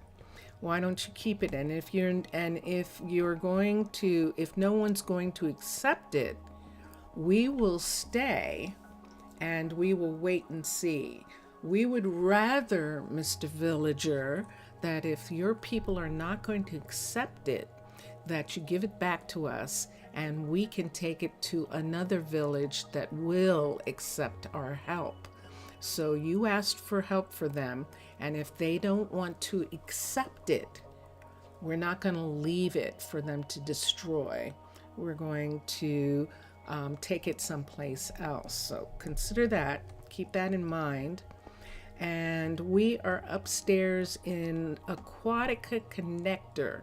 And I love this connector because at level 5, it actually has a glass staircase, which is really perfect for the shopping center because it means that the staircase does not obscure the shopping hall that's beyond it, and I love that. Now, in this first area, we have an Aquatica glass cutter right here, and Mr. Villager is saying we will accept, and now you said it. Maybe we will send them some company, just to contain them. Okay, and that's fine. Because we are not going to come on board land. We are just accompanying the food, and we're going to stay on the ships. So we are peacekeepers, and we will not get involved in a fight among your people. So we are announcing that, including the mermaids in the area are telling Mr. Villager's village that we will not come in and keep peace for them. They are in a survival mode, and that is fine. If they ask for peace, then we will come, but we will not come otherwise. And so this is an Aquatica level 5 glass shop, and we haven't done anything to it yet, but we'll show you the underwater base level 5 workshop. So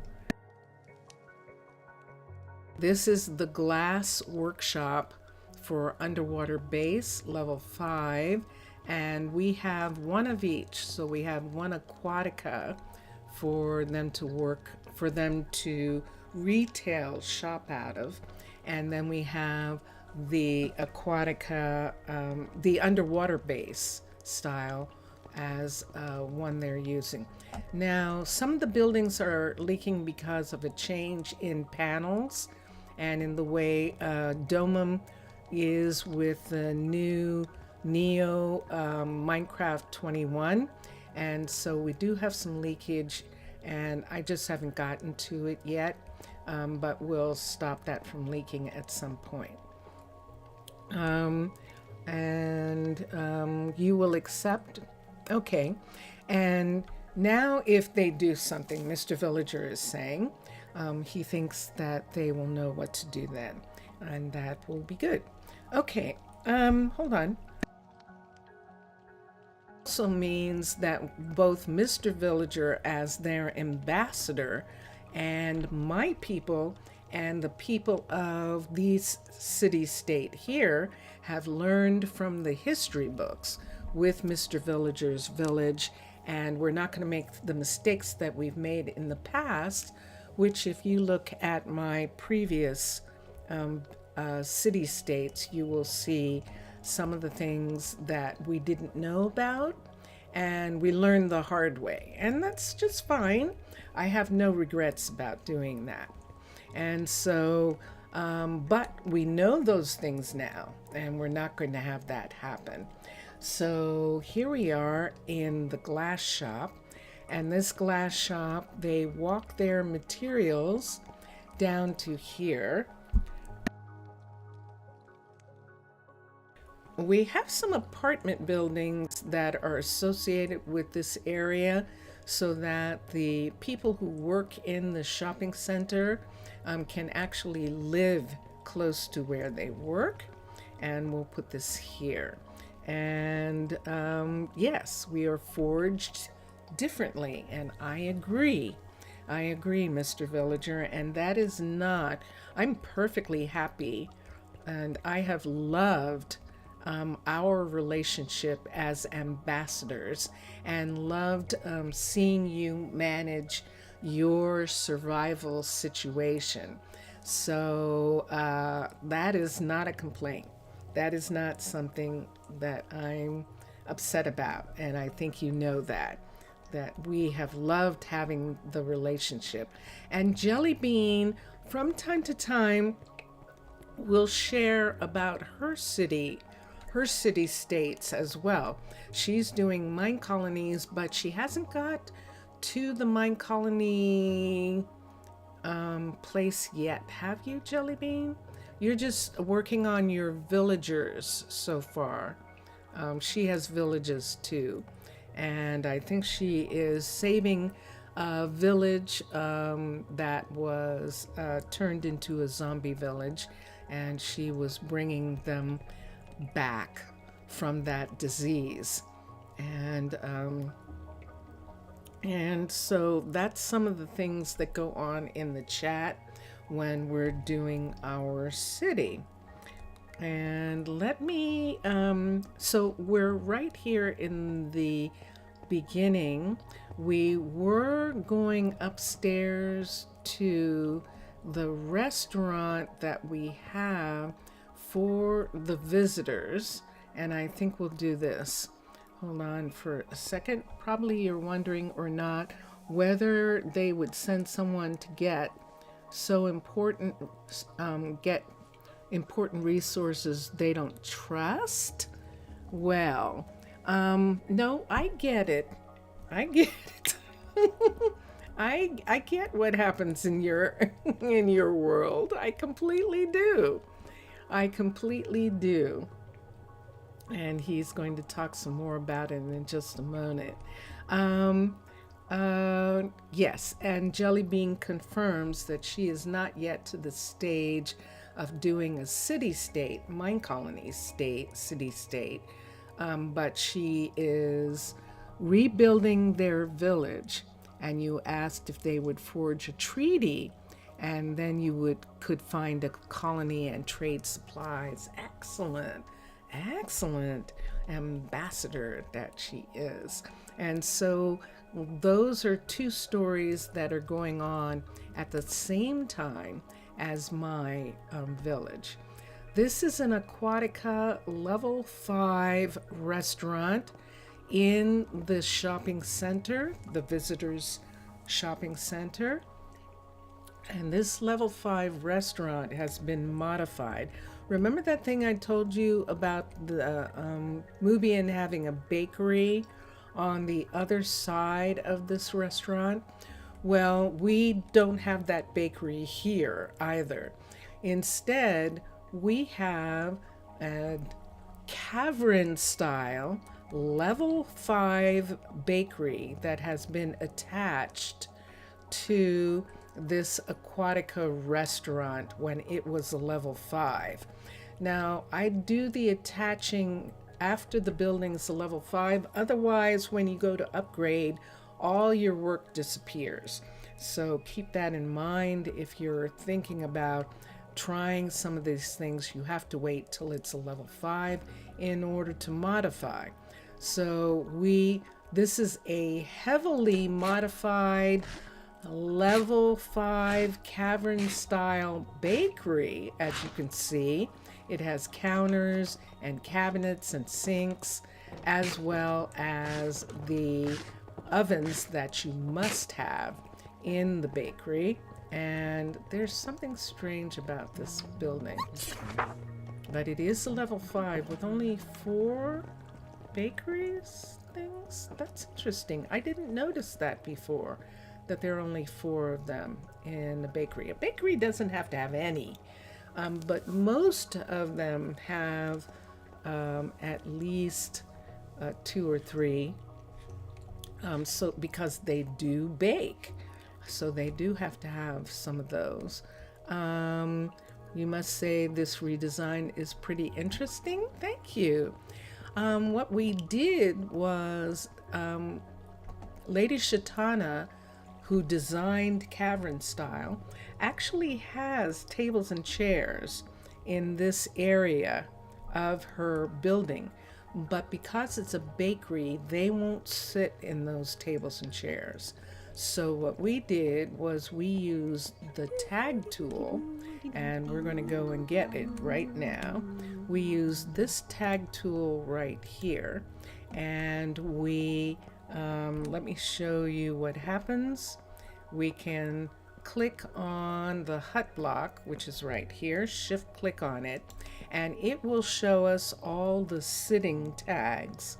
So we added tags to this area in order for them to sit in these locations.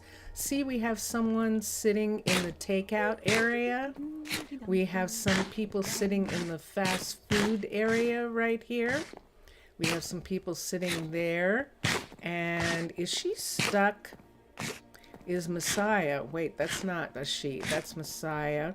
Hold on for a minute. I'm going to get Messiah out of that area right there. Okay. They like to dance for the people on the tables. So we rearranged the seating. So these are the sit tags, and you can see all the different kinds of chairs that we have. You can see some other things that you cannot erase, and be really careful if you go into this area that you do not erase some of the pieces that need to be here. This ground level needs to be here, and the sometimes they have a workstation, and that needs to be there. The buffet at the restaurant Then is what we so did good. is upstairs also there are other chairs, and you just saw cookies. You better hide them. And let me see here. Mr. Villager is saying, if they don't return, we will eat those dishes you sent us earlier, because we will definitely celebrate our reunity. Okay, that's good. So we will do that. Yep, there are cookies on the counter right here. This is Cooking for Blockheads fruit basket that you can put anything in.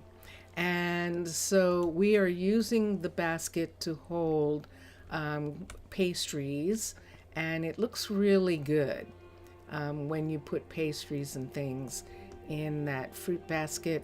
And so that is a part. There's Abdullah. Abdullah is the baker here, and this is his bakery, and Messiah is the restaurant owner. And Did you get our plan? Did you get... hold on a second. Hold on for a minute. A plan. Let's look here. Let's look at Discord and see if I have something that I didn't have before on Discord. And let me see if there's something here. Let's go to Discord. Wants to show me all sorts of stuff, but I don't want to see it. I want to see my place. And we'll look at Mermaid Tales. I'm finally done for today. And I'm not seeing it. Did you send it privately? Or did you send... we'll have to check and see. No, it's upper. Oh, okay. Hold on for a second. Hold on. Let me go back here for a minute. And let's look.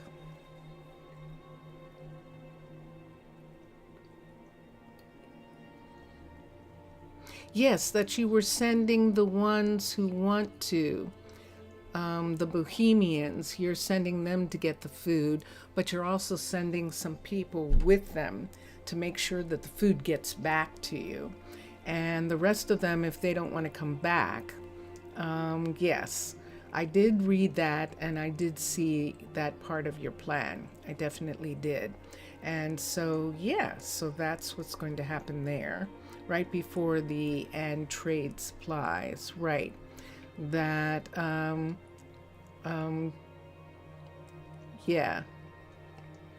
Rebuilding their village, you asked if they would forge, yes, and I have that. So I have that section that you were talking about, Mr. Villager, and I did read that, actually. I read that section. So just a second, let me come to here and we'll look. And I just want to get back to the bottom so that I could look at that. But we did read that earlier. Okay, so this is the downstairs of this building. Now remember that you will send a messenger letting the caravan know what's happening. And right before the and trade supplies. I recognize that. And I saw that. You meant it after falls out. No, everything's fine. Everything's okay. So, let me just show that this is the upstairs. And this is the first floor of a 2-story restaurant. And it's very important. We did this on purpose, that this upstairs is above the water line. So when they come up here, they are not in the water and they get to see the glaciers. There's the sun through the skylight and all in here. No, everything's good, Mr. Villager. We're fine. Everything is okay. And from here you can see those red cone tops are actually druid stations that come up to the surface so that they can check the surface just as a security measure. I have people living here who come from survival, and so being able to assure them that no one will sneak up on them is very important. So you can see 2 of the druid stations there. There's another peacekeeping druid station way back over there. You can't see the 2 that are over here, and you can't see the 2 that are on this side. You could almost see the red of one of them right there. So Mr. Villager is saying something in chat, and let's see what it is. Well, let me be more direct. We are sending the militants to the Frostlands, but who said we are going to prepare them? Simple. It's almost a death sentence. Wait a second. And what are you doing? Because we came to your area.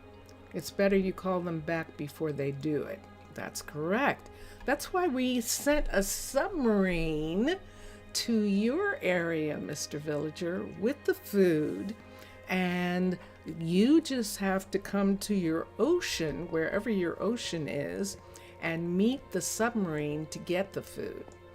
And so, yeah, I don't think your ocean is in the frozen area, is it? I thought that was much farther away than where we are. So yeah, the sun's setting. Look at this. Isn't this a beautiful restaurant at night for people to come and have dinner? I have a mod conflict. I don't know what it is. I'm not going to correct it at this particular point, but every once in a while Java gets a little distressed about it, and it causes me to to continue moving when my hands aren't on the keyboard. So that was a fix right there. But this little restaurant is specifically for the visitors, not quite little, but for them. And Mr. Villager is saying, my notch, we almost did a terrible thing. I just reminded of the comment you wrote. They are even family, but their ideals blind them. Holy cow, we did a terrible mistake. All right, we will send both of the groups equally. Okay, so there we go. So he's sending people to meet the submarine, and we're doing good. The restaurant's closed. It's nighttime. And how much time do we have here? We have about 40 minutes left of part one. So on the second floor with the restaurant in the shopping center, we have 2 clothing stores. We have another clothing store in another area, but these are both retail shops. We are using the dye shop in Minecolonies, dye shop, as clothing stores. They're both retail. This is Aquatica's level 5. We will have a dome, we will have a dome on this level 5 dye shop at some point. This is Micah right here, and he has one of the clothing stores. And you can see he's gotten some of his mannequins in, and he's showing some clothes on that area. We don't have a dressing room in here yet. We'll work one out later as soon as we get to putting furniture in here. As opposed to this little archaeology level 5 dye shop, which Dana has. And Dana is a level 5 as well, and she, it's already been fixed. She has one of her mannequins that someone must have bought one of the outfits, and so she's got others here. This is the dressing room for her little shop right here, so people can try on clothes. And I think right now Dana's letting Micah's customers come and try on clothes in the shop as well. So I'm waiting for Mr. Villager to type. And he says in whispers, when we find a home, and if they are still with this nonsense, I think we will invest in the first lunatic asylum, or you will let them go their separate ways if they don't want to be there, or they will have homes where they can be treated. I'm not so keen. It would be a rest area for people who are under stress, as opposed to a lunatic asylum.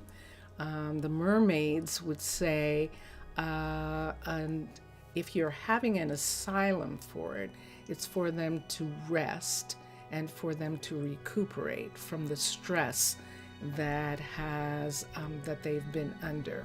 So I think that's the way I would like to reframe that for what Mr. Villager plans to have in his village. That's what we would call it, a rest area for them, and like that. So now let's go down and look. We still have a little bit of time to go down and look at the other makers that we have in the shopping center.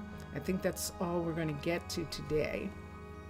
So this is the main entrance right here, and this goes to the town hall, and this has the botanical garden here, and then through here is the flower market.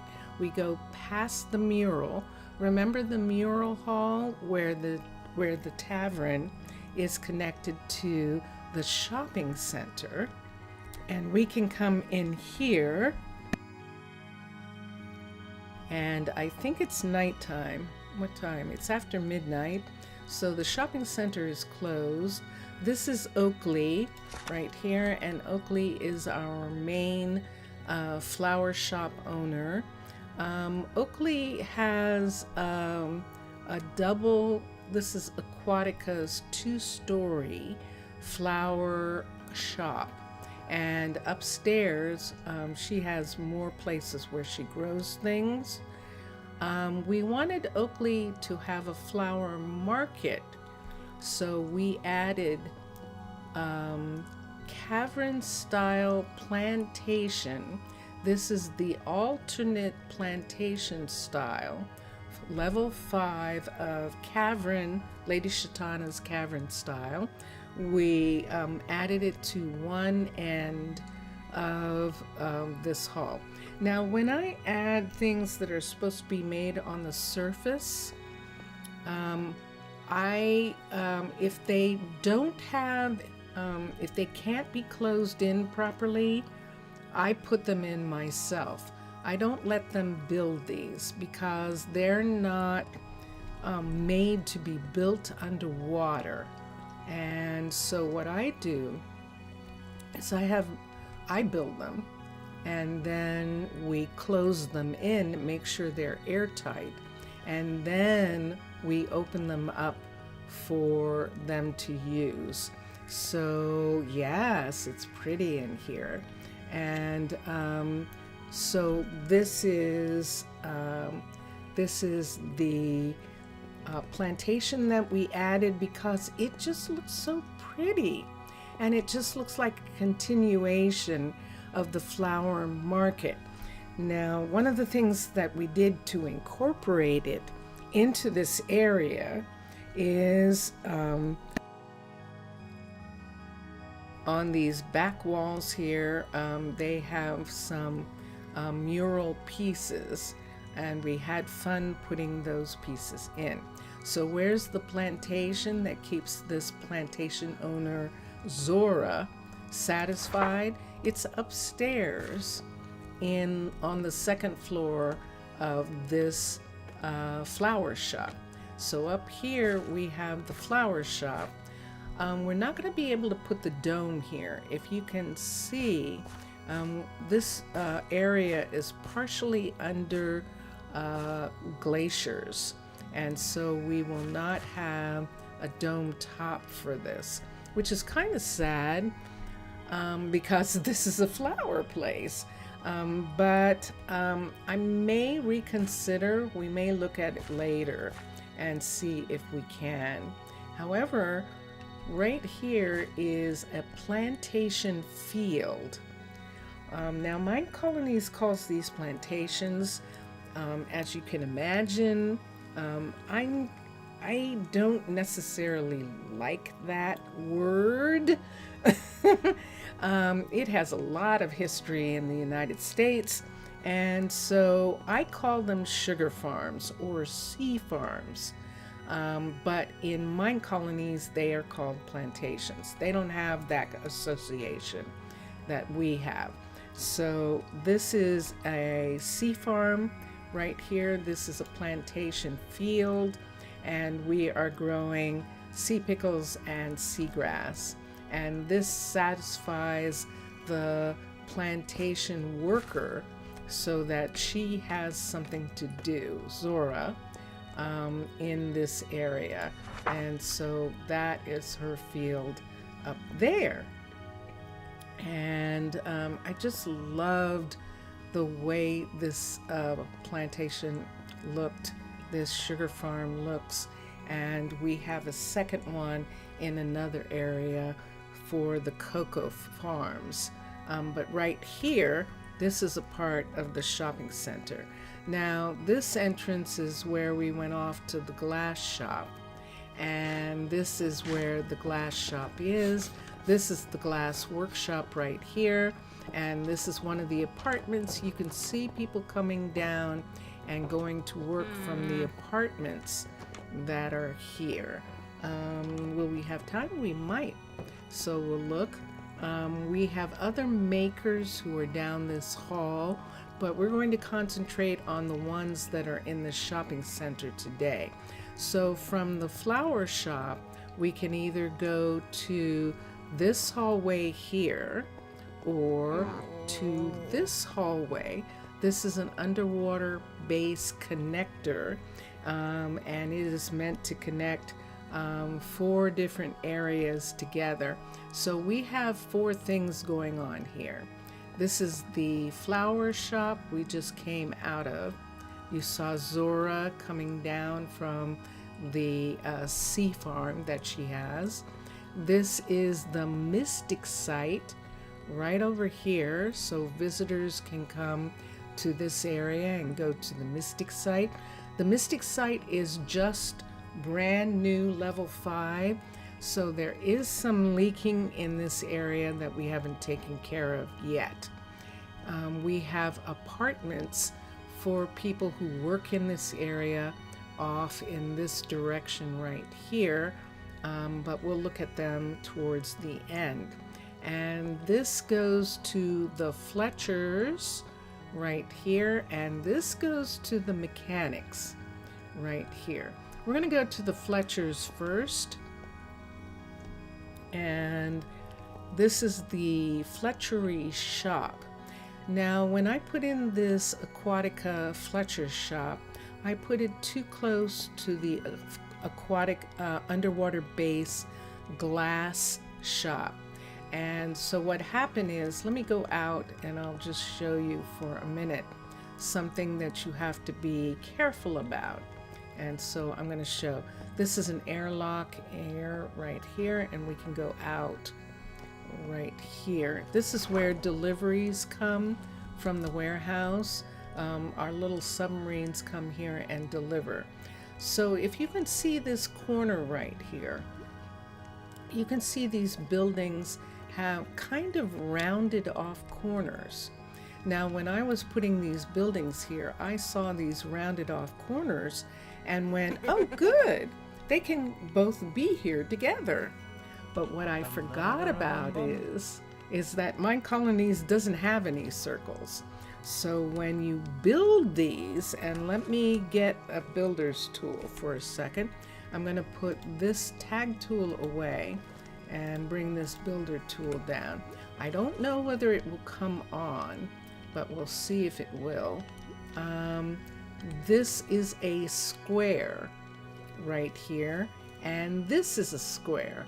Now, Aquatica Square, Mubian made this building. Matlam and Xasa made underwater base for 19. Mubian made Aquatica for 20. So there are some things that Mubian could take advantage of that weren't available when Mixasa and Matlam made this building. So when this building was built, it tore into the Aquatica building. So I liked the way it looked when we put up emergency glass on this building, so we kept it. We kept the glass that was made from the building interference in the retail shop.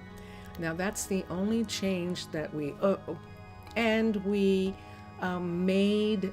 This is not, I don't remember where this hallway went. Maybe it was a hallway here, but we had this hallway join to this higher hallway right here and have it come down into the section. You can see that there are glaciers in this area.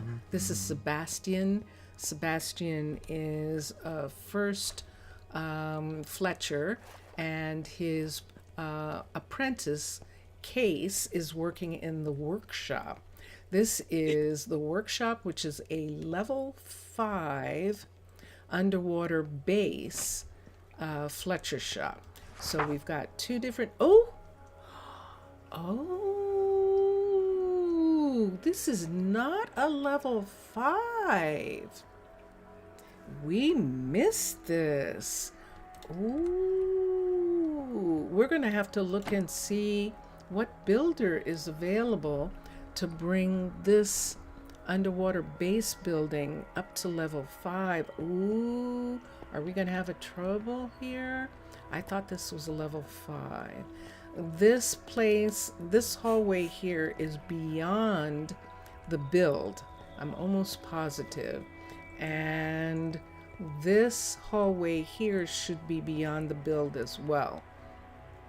So, wow, it's a good thing I didn't do anything in here, because this is only a level 4 building right here. Let me look here. Here we go. Mr. Villager's saying, in general, everything is fine. Rations are enough, absentees low, and in recovery. Surplus of housing and goods, attending the demands, almost everything in order. That's excellent, Mr. Villager. By the way, how would you describe our people in general? Not our tribe, I mean the kind, the race itself. Or is that too bad? No, they're just a different group of people who share the Minecraft world. That villagers are the oldest people. So Mr. Villager's people are among the oldest people in the Minecraft world. And they have been here the longest.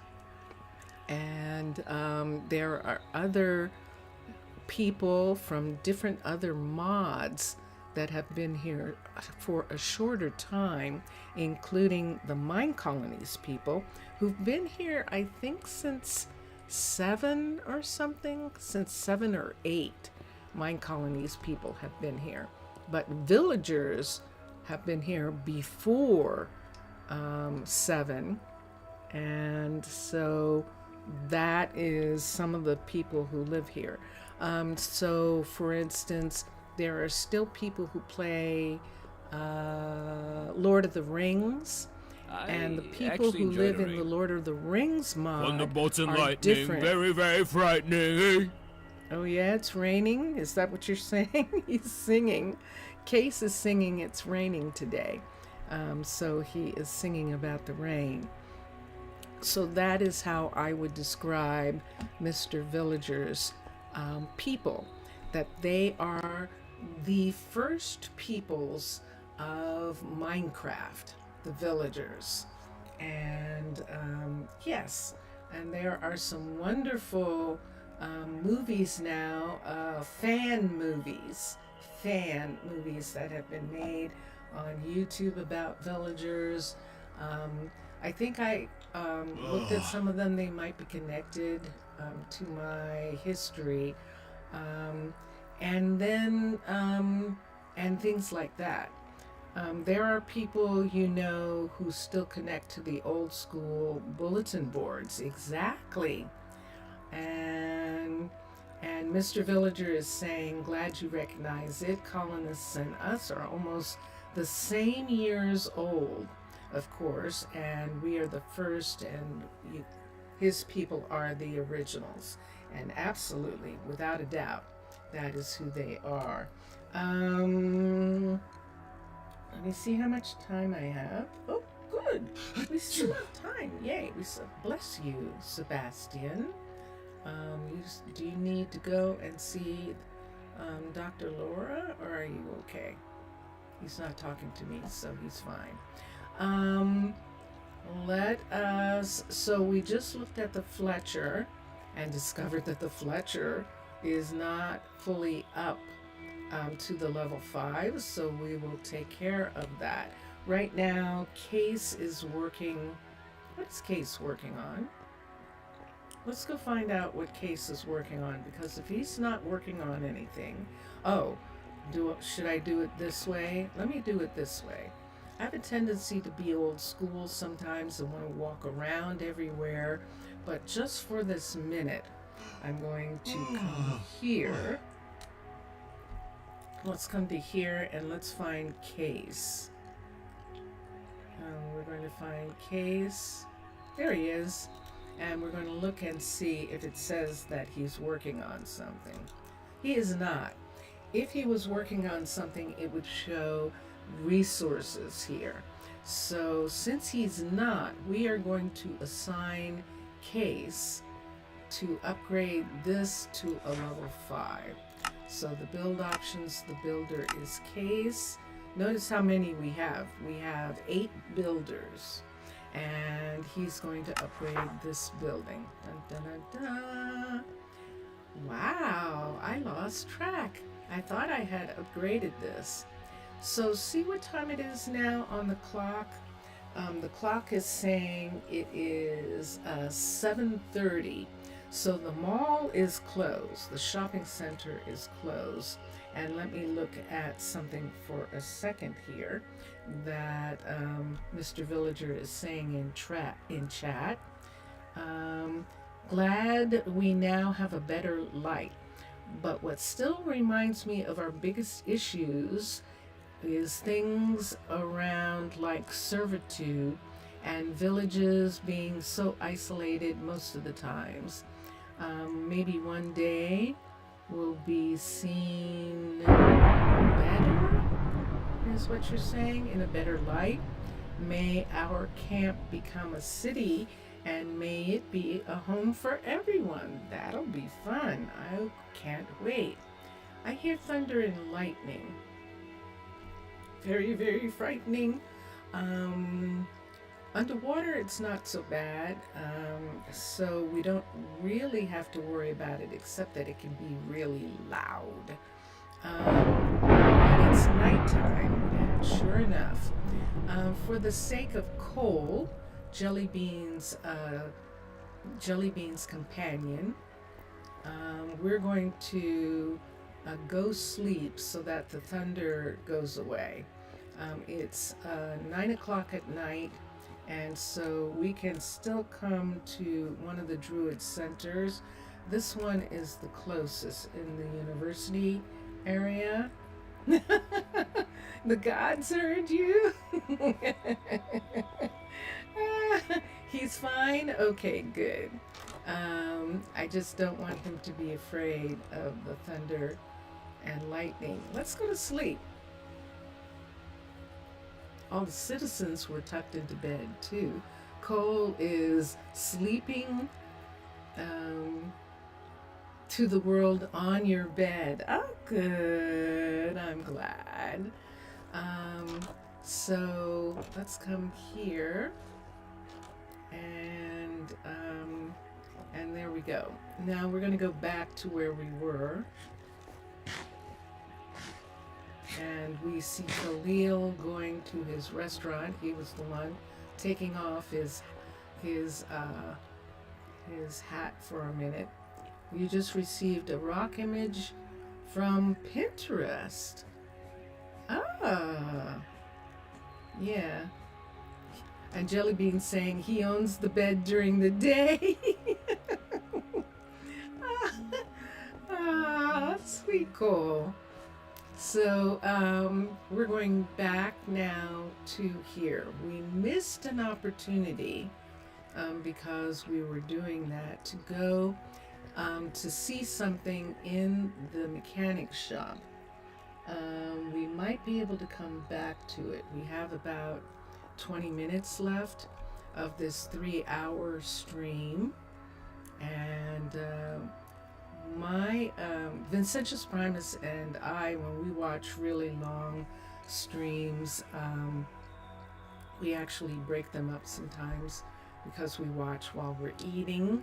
And so yes, I recognize this is 3 hours, but Vincentius Primus also watches streams that are long when he's working, and that's why I do a full 3-hour stream on YouTube and on Twitch. So this is Mildred right here. Mildred is one of our mechanics, and this is Aquatica's level 5 mechanic shop, and I'm going to make sure it is. I'm almost positive it is, and sure enough. And Mildred's apprentice, his name is Bear, is back here. Mildred and Bear are building a new submarine, and Bear is working out of this underwater base, level 5 mechanic shop. Now, let me see. You should return to your building research.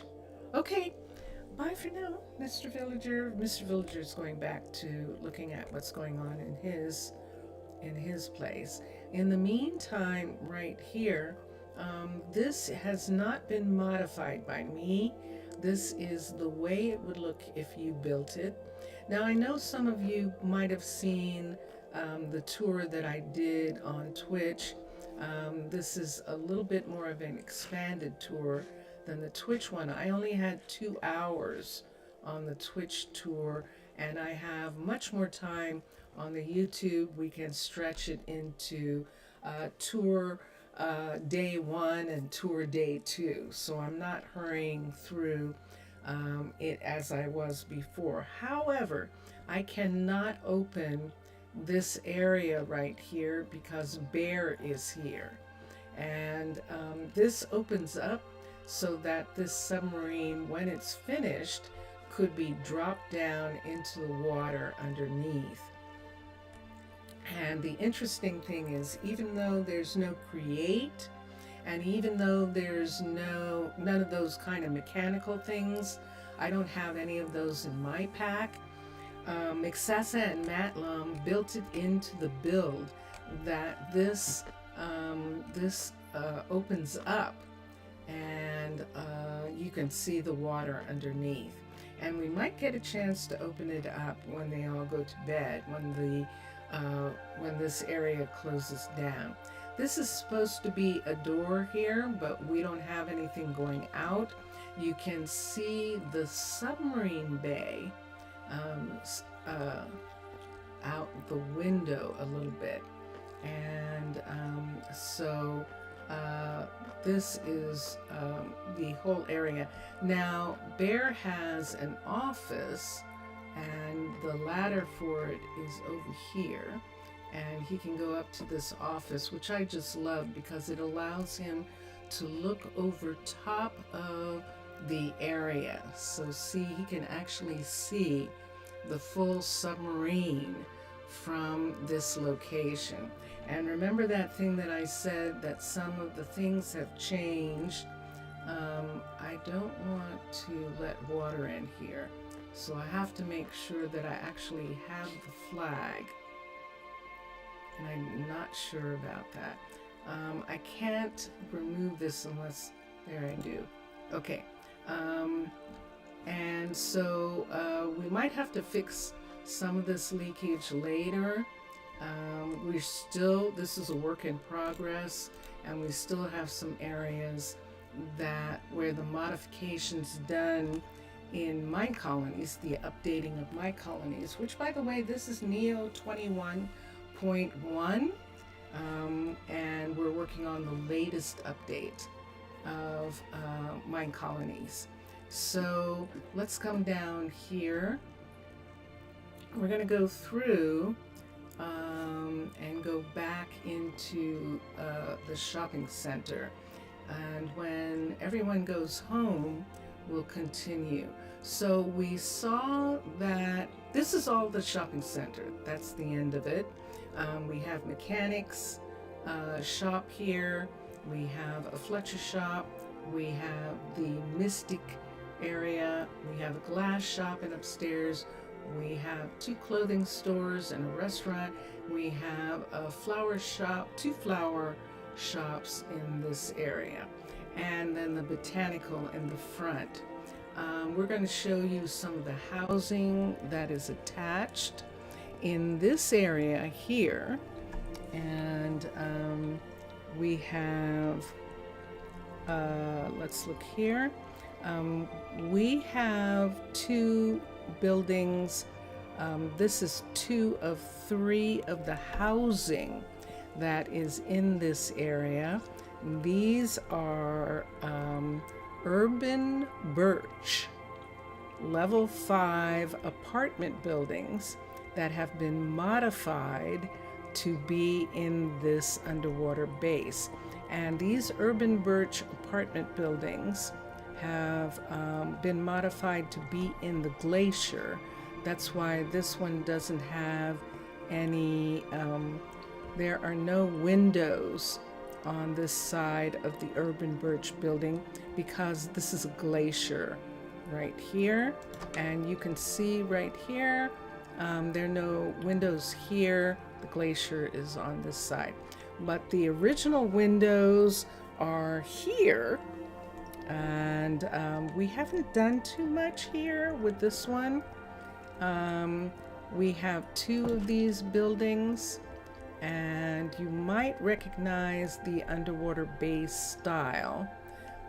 Not underwater, urban birch style, even though we modified it to be in this build and to look like this in this build. Now I think I can take the shortcut. Yes, I can.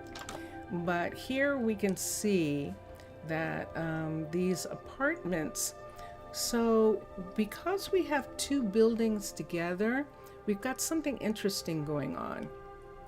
Where these walls are, they are up against this building here. So one building has the deeper wall, see it? Right here, and the other building has a flat wall. That's because these are 2 buildings side by side. So in both of these, see there's an extra deep space right there because of the building next door.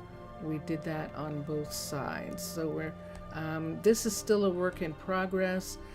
We haven't done too much furnishing in here, but people live here and they can because they were already furnished. So you can kind of see that, and we've got plenty of people living in this housing. So this is one of them. The urban birch apartment building that we have over here is what we're going to spend the last 10 minutes on. We have done a lot of modifications. So this is an urban birch building, level 5, that is intercepting this underwater base hallway, so that it is actually the downstairs hallway is inside the hallway for this underwater city. And so right here we have all the apartment buildings, but we have something interesting going on here. Now you'll notice that this is a window here. I haven't fixed that yet. The bakery is there. Up here, this is above the bakery, and you can see the restaurant top right there. And then the final upstairs has been modified to have, to have the apartment actually expand out into the hallway area here. And she's got plants planted in the window here. Now, what I have done is I have taken Byzantines, which is Spumante, if I'm not mistaken. Let me get credit for a second. Let me get this piece, and let me see if Byzantine is Spumante. Byzantine, B, and there it is, BYZ. It is Spumante. Spumante has a lot of nested buildings in its build. It is actually a Byzantine build. And because of that, let's cancel this. I have something there. Why is it not letting me cancel? Hold on. Oh, I see why. Because I'm doing it with the wrong thing. So we're going to put this away for a minute so we don't have that in our hand. So Spumante has apartments that are pieces that can be put someplace inside. We are putting the Spumante Byzantine apartments into the urban birch apartments. That means that wherever we put one of these apartments, we have one less person who can actually live in the apartment building. We can't have 5 people live in this building because based on this, we can only have 4 people live in the building because this is one of the apartments. We have 3 apartments in here that have been adapted for that purpose. And then we have underwater bases, a modified level 2 house that has been added to the hallway in the glacier. They live in this apartment building too, but this is a separate house for couples to live in this area. So we have a few couples who live here. This happens to be Rome and Sloan. Rome is our miner, first miner, and Sloan is our first ores smelter, and they are a couple. And this is a modified version of that level 2 underwater base house that we have. Let's get rid of that piece there. And so that is using the urban birch hallway in order for that house to be there. So we have a house here, a house up there, and there is, this is one of the only apartments that actually is an apartment in the urban birch.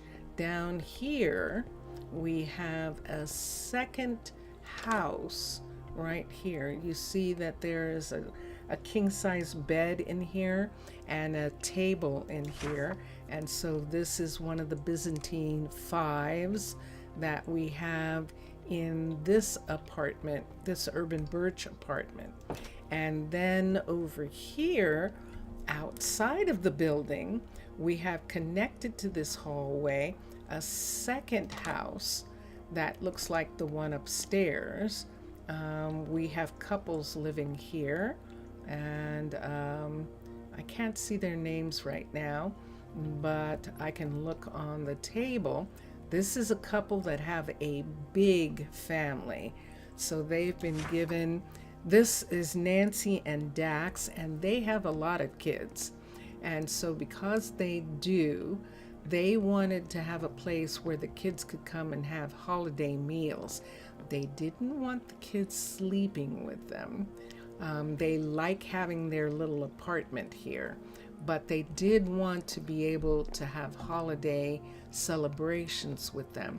And that's why they have this very large dining area and in there, and this big huge kitchen where they can cook and have fun together. So that is who lives there. That is Dax, who is our glass cutter and our first stonemason, Nancy, they live in that apartment there. We're going to take the shortcut down, I think. There we go. And this is the only other real apartment in this building. This is the only other urban birch. So we only have 2 urban birch apartments. So we can only have 2 people living here, even though it's a level 5. And this one, I haven't done anything to this apartment except take away the garden entry that used to be there and the outside of this building, which I modified in order to put it in the underwater city state that we have here. And so, yes, so that is how we are. Hold on.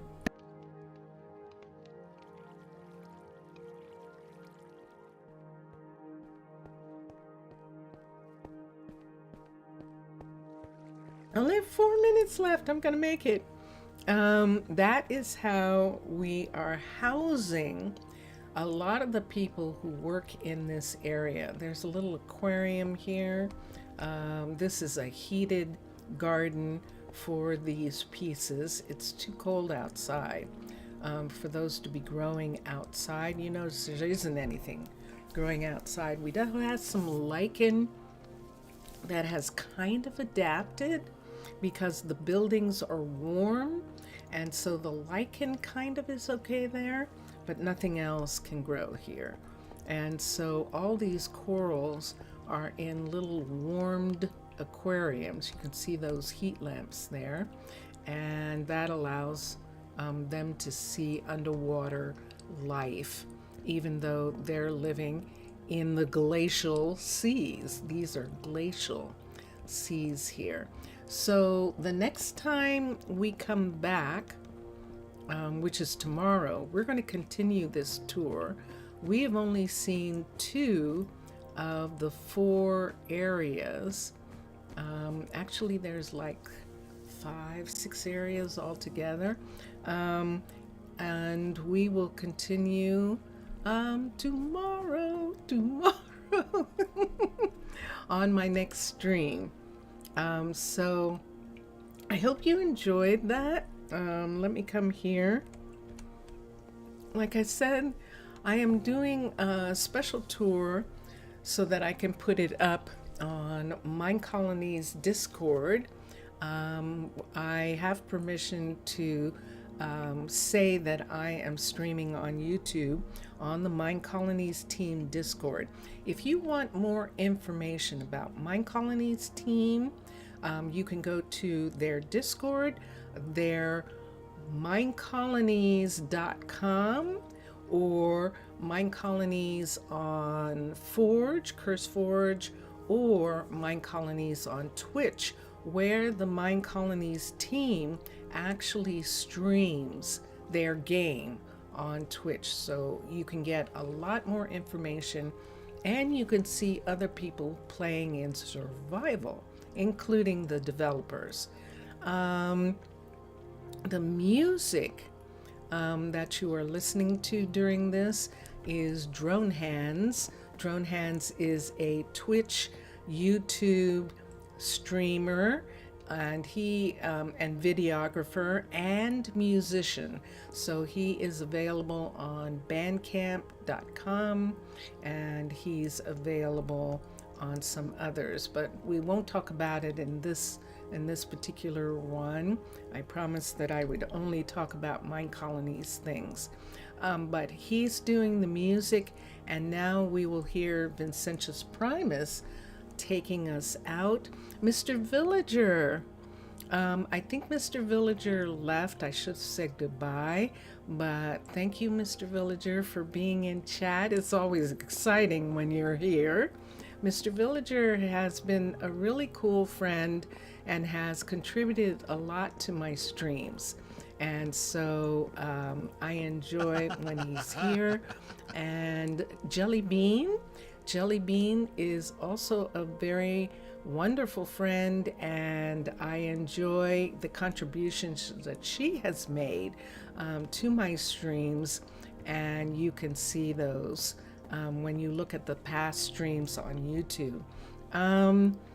And we're going to listen right now to Vincentius Primus, and we're going to listen to his music. Thank you for being in chat, Jelly Bean. And Mr. Vincentius Primus is asleep, but we're going to play his music right now as we head out. So enjoy your games, everyone, and enjoy watching all the other gamers. And I hope to see you again soon. We'll do part 2 tomorrow. And here we go. Bye for now, people. Bye for now.